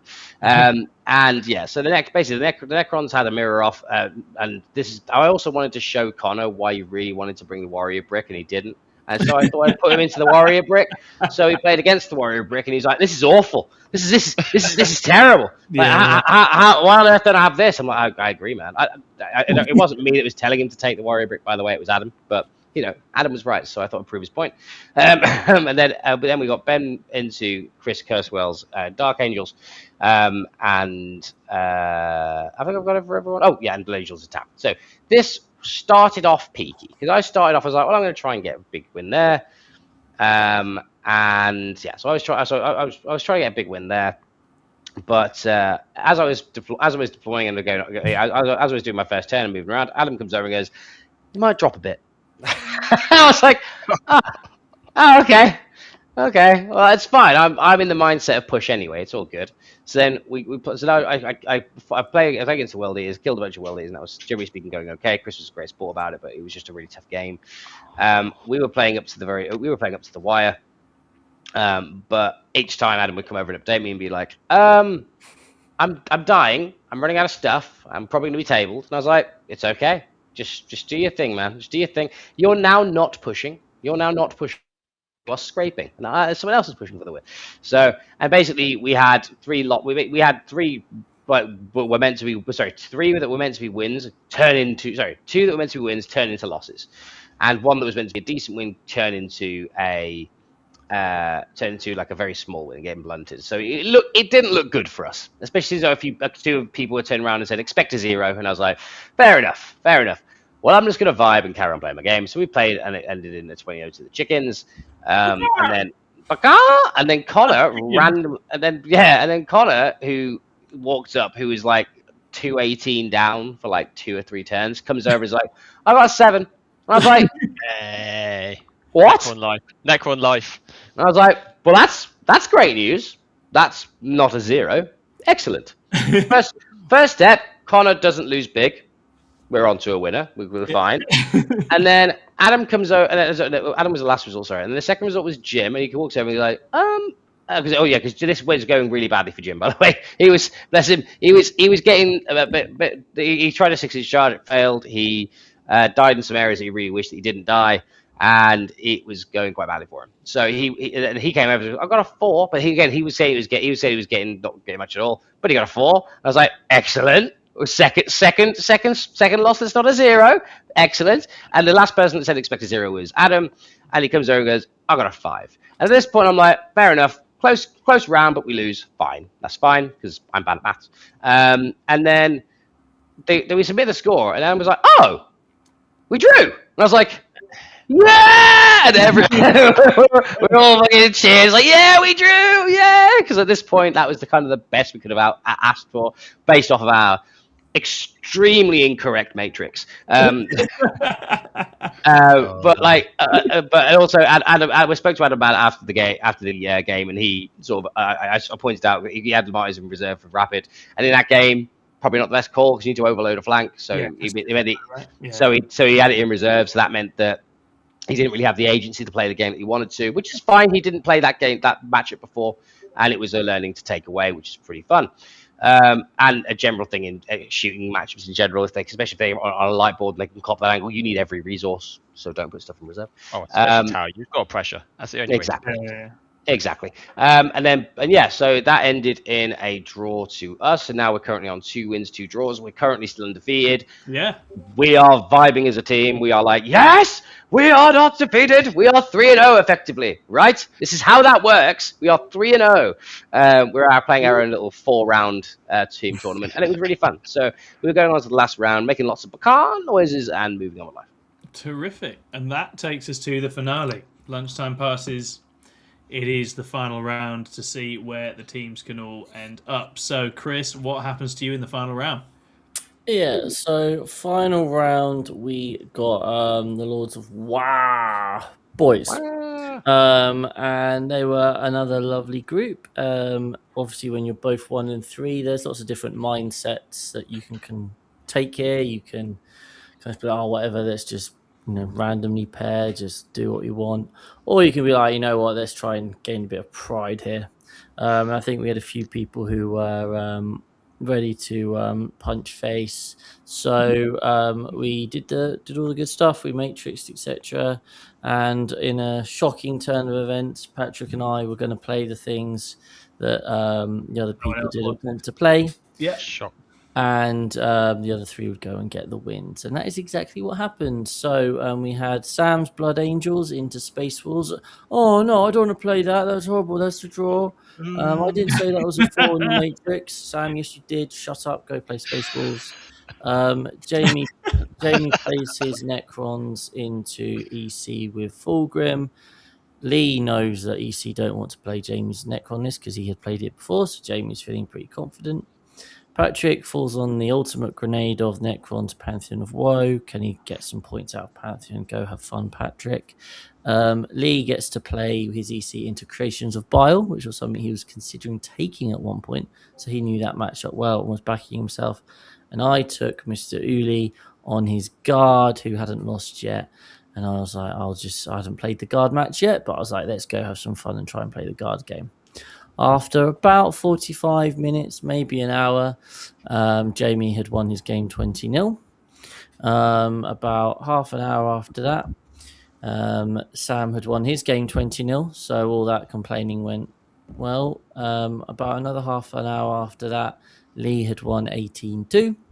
And so it was like, right, okay, well, the round's going really well. And there's me and Patrick scraping away, having a lot of fun. As I said, I played into Uli, who's in the chat. Hey, Uli. I genuinely so much fun in this game. It was a really tactical game, lots of thinking things through. It was quite satisfying for me, having put all of my thought and like kind of now into just grinding out any possible points in the previous game. I felt like quite often in the ascendancy in this game, but even when you feel like you're in a good position, it's really hard to punish people with like the list I had, and so it was just a grindy thing. Because we were just chatting away and taking our time and doing lots of thinking. We only got to round 3 with about 15 minutes to go. We played 3 battle rounds, and I felt like I was in a pretty good place, but it didn't at all matter how that game ended up. And I think I was just like, so we just call it there. It was like 38 all at the time. I was like, let's just finish it there. So we finished there. We got the 10-10. And Patrick, the absolute hero, into the Pantheon of Woe. He got 9 points, 9-11 into, and he was like, they just don't die. The Catan just don't die. But he was sticking to his game plan of just stick his Terminators on his objectives. And he managed to get 9 points in. We haven't mentioned yet, but obviously each team, each player was trying really hard to earn stickers over the weekend. Yes. I'd had some little stickers, maybe you can see if you're watching live or watching on video. Yeah. I had some stickers saying, I made my captain proud, I met my matrix. And Patrick hadn't met his matrix on the Saturday, and he got double stickers saying, he was literally like, I'm getting a stick. There was this moment where he just took a photo, sent it to his dearly beloved Lucy. Oh, that's so nice. Just sweet. But no, he was super proud of that performance, and we were all very proud of him, which was fantastic. So yeah, that round went quite heavily in our favor, and we were able to prove that yes, we are actually quite a good team, and we won 77-23. Terrific. Absolutely. Before we do yours, Tom, I think it is worth saying we've not shouted them out because they're not here to represent themselves and are thus voiceless, but we had a 5th team at the event as well. They were 6++ https www.gofundme.com/f/that6++ fundraiser. They had a fantastic time with Paul and Lee and Alex and various others playing, and they went 3-2, and that was with pairing into 2 of the Swedish teams across the event. So I think they did fantastically well as well. So well done to all of you boys. I hope you had a wonderful weekend. Now, Charlie's Angels, what was going on in the final round, Tom? I'm getting shit for apparently getting Steve's score wrong in the first round. So we went round 5. We are 2-2. We're looking for that 3-2. Everybody wants it. Only some can have it. And we went into Shadow Keepers : the chill. Oh, nice. And we were like, okay, we're looking at this and like, ooh, yeah, some of this Matrix ain't looking good. And they did actually have the Custodes Land Raiders this time. We did play a lot of Custodes. They're always out there somewhere. They had that. They had Orc Warhorde, which a lot of it, some of us were feeling a bit iffy into. They had BA Blood Angels, but it was lag. instead of Ragecast Onslaught. So okay, going down a bit more damage. They had World Eaters list, a mix of general stuff. They got Anger on various bits, and then a very interesting Death Guard list, which was all Poxwalkers, all the Poxwalkers all the time. Just looking into it now, this is probably where we made quite a mistake in pairing. I think we started off with BA, and they also went Blood Angels. It was like, okay, we're fine into that. We've got the Fight on Death, we've got other stuff. We'll take the Orcs. They attacked with Orcs. Fine, we'll take the Orcs and Blood Angels. Nice combat mirror. But yeah, pretty good into that. Fine, we're pretty happy with that. But the big problem was then, it was coming round, and when we got into the second round, and we defended Custodes. Lots of good matchups, that sort of thing. And they attacked with the Death Guard and the World Eaters. Now, this is our big mess up here. Is like, Jack at this point, he's feeling pretty confident. He's pushed his Land Raiders forward. He's sat on points. Nothing. Eating some crayons. Wrong. Exactly. No. Yes.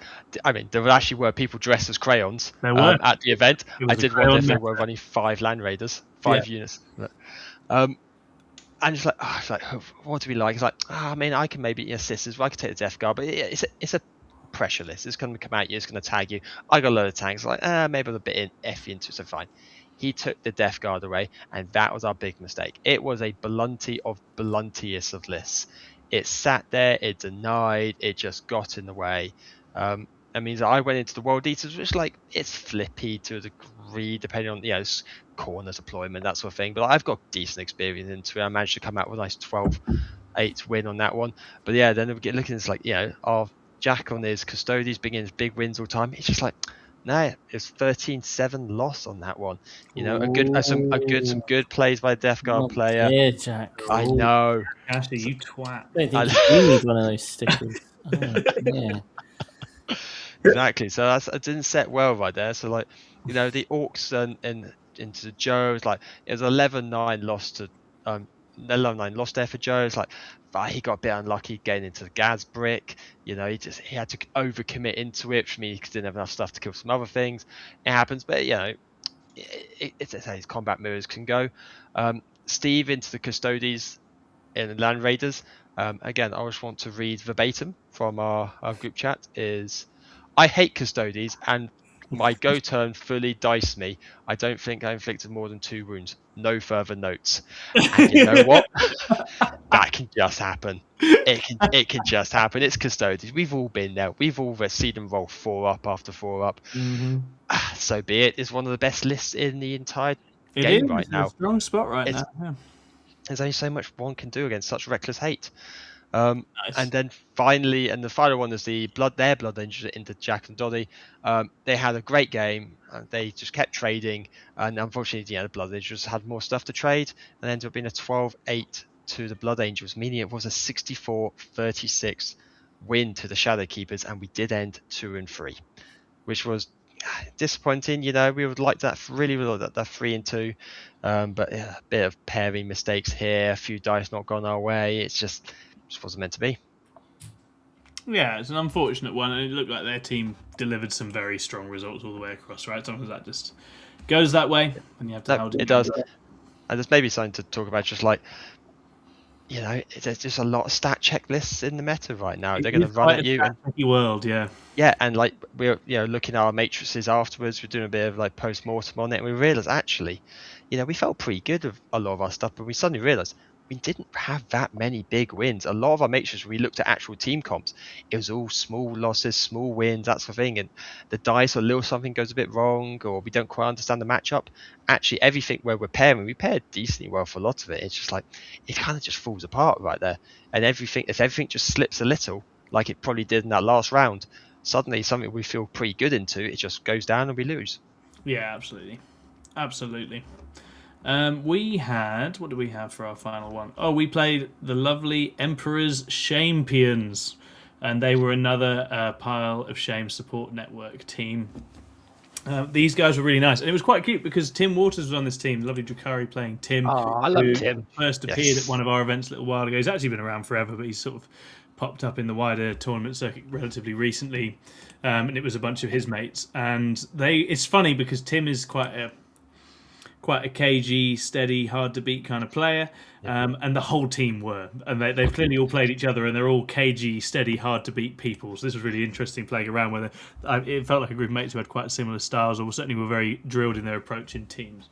They had Orcs, Warhorde again, Drakari, Spectacle of Spite with Tim, CSM Renegade, Raiders, the Chickens, and a Deathwatch list piloted by Guy, Miss Campbell. So in pairings, we were pretty happy. We got Rob into the Chickens, our guard. We were pretty content could slow the Chickens down. That was one of the things it was there to do.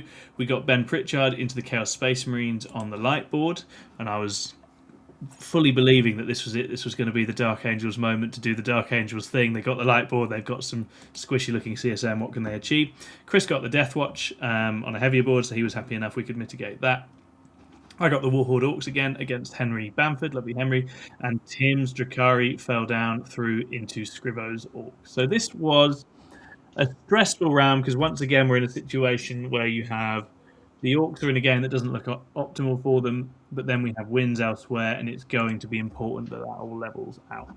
Scrivo has a tough time. Tim's a very canny player, and he takes the Orcs apart, unfortunately, so Scrivo has a very difficult game there. Rob manages to 11-9 the Chaos Demons, despite looking like the Demons are just all over the board all of the game. He gets all the points and manages to get the win, so I was very impressed with Rob in that one. Chris Irvine beats the Deathwatch 13-7. That's a tough game. It looks very gridlocky, but then Chris manages to blow it open by shoving Morty and Mini Morty and just about surviving the clapback. And I, up against Henry Bamford, I was really looking forward to just demolishing the Warhorde the same way as the previous one, but Henry was very canny, and he literally just sat the entire Orc army behind a wall and went, I'm not fucking coming out and doing anything. I'm going to score. You were not happy. I'm going to score cards. I'm going to sit here, and if you get too fresh, I'm going to wah, and I'm going to go crazy. I did some fun stuff. Like, this is a game where Baharoth's quite fun, because if they do this, you just repeatedly rapid ingress Baharoth onto an objective in the midboard and steal extra primary until they come out, which is quite enjoyable.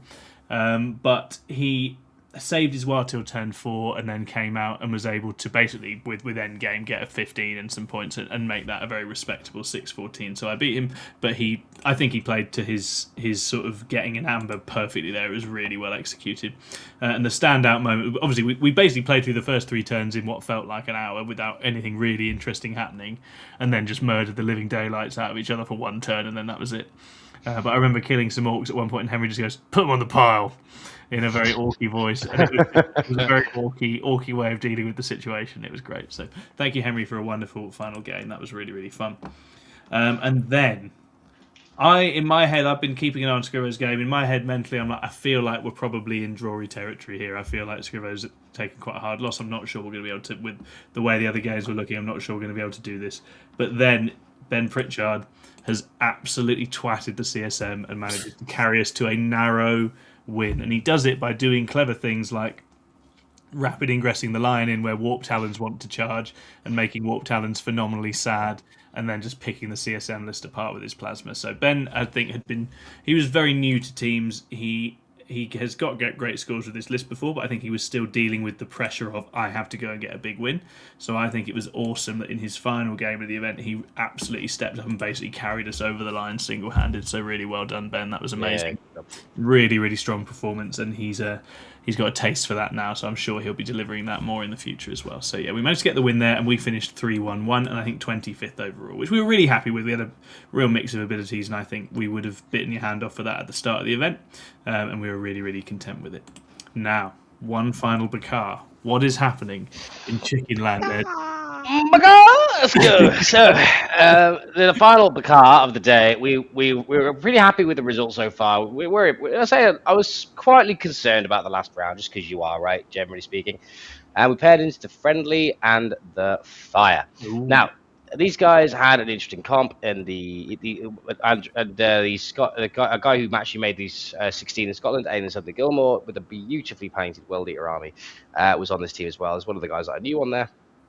And so yeah, he had their G-Cynical Bio CK with the double despoiler and the Rampager from Jeremy Atkinson.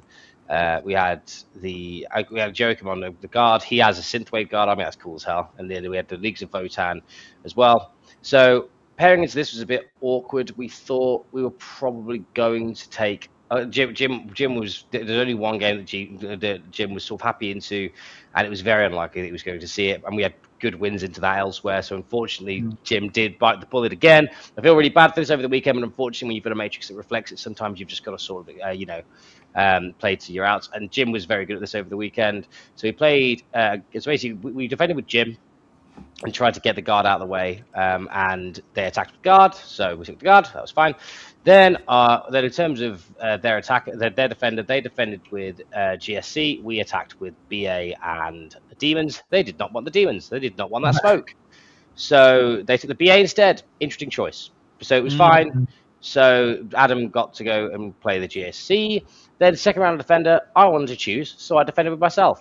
So I defended myself, and then. Again, they didn't expect the chicken tech, so I ended up playing World Eaters for the third time, which is exactly what we wanted, which then meant that the Leagues of Votann got put into Connor, and Ben was into the Chaos Knights. Now, this was an interesting one, actually. So the early parts of the round here, basically, Badham came over to me when my scout unit killed everything again. I'm like, brilliant, thanks for telling me. It's good to know that. And then obviously the Chaos Demons and the World Eaters were going well as well. So we walk over and we know we've got 220, well, not 220s, but 2 big wins in. And I walk down the line, see how it's going, and I say to everyone, keep it stable, all good. Ben Pierce keeps it pretty stable with an 8-12 into Chaos Knights, respectable for Emperor's Children, all good. And then Connor kept it very stable as well with a 19-1 into Leagues of Votann. Nice and definitely blunted them. It was great with his stupid Necrons. And then Jim unfortunately got out-OC'd and out-dawned by the Imperial Guard. It's a tough one. The Dawns just sort of sit in the middle and do not die, which is very frustrating for the GK. That turned into an 18-2 loss. But overall, we won the round 69-31. Hey! So yeah, so we take that. We ended 3 wins, 2 draws, undefeated. Open a bottle of champagne, spray it on the face. That guy in 3rd place who's just he just did that. That was us, and we were very happy with that, and that was awesome. So as I say, I was happy with the the performance over the weekend. It was pretty fun, but there is something exciting that happened after this. So when we were all stood around and we were like, well, we're at the award ceremony. We might as well stick around for a little bit. It's going to be fine. It's going to be fun. We heard that, and the winner of the 3-0 bracket is 6++. This time we're in manhood. And I was like, yes, they said the name. They said the name. And I walked forward and we got the award, and that sort of thing. It was great. We had some photos. Great. It was great into the weekend. Everyone was very happy with that. And we got a little medal to take home. So, woohoo! We're happy with that one. Well, very well done. And always nice to get some UKTC stash. Yeah, man. I was looking back over it, and I think considering we mixed the teams up, the teams actually all performed very well. I think they were, there were no sort of complete disasters. I think it's always a mixed bag what you actually get and how your runs go in the event. But actually, the teams all performed pretty well. And it was nice to see a mix of different players on the different teams. And it felt like some people really got to shine as well in sort of environments they wouldn't normally get to play in as much. And that was really super exciting. But also it was just socially fun to see different little groups of us all around the building playing and hanging out with each other and getting to talk to people that you don't necessarily talk to as much at the ITT. So I think in that sense it felt like a real success, Chris. I don't know how you felt about it. Yeah, absolutely. We had a set of goals based on when we decided to mix the teams up. As you say, we wanted to get people playing with different people, get people who are more experienced in teams to play with people who are less experienced with teams, just so they could kind of see the prep and the processes and the thoughts behind matrixing and pairings and that sort of thing, to try and up level across the board the squad, so to speak. And the fact that we got to achieve that whilst also having a lot of fun and getting to play with new teams and stuff was awesome. So yeah, it was a really great weekend. Yeah, so massive thank you to everyone who came and said hello and said nice things, all the mentees, all the viewers, and all our good buddies from around the circuit as well. We had an amazing time, and it was really, really fun, and we'll be back again in May to do some more killing. It's late now, and although Tom still looks ready to talk about the nuances of teams for many more hours, I'm calling it a day because I'm grumpy and I'm going to sleep. I'm tired. I'm a tired old crotchety man. It's been amazing hanging out with you three tonight. Thanks very much for coming on. It's been super fun. We'll see you all again very soon. Thank you. Bye.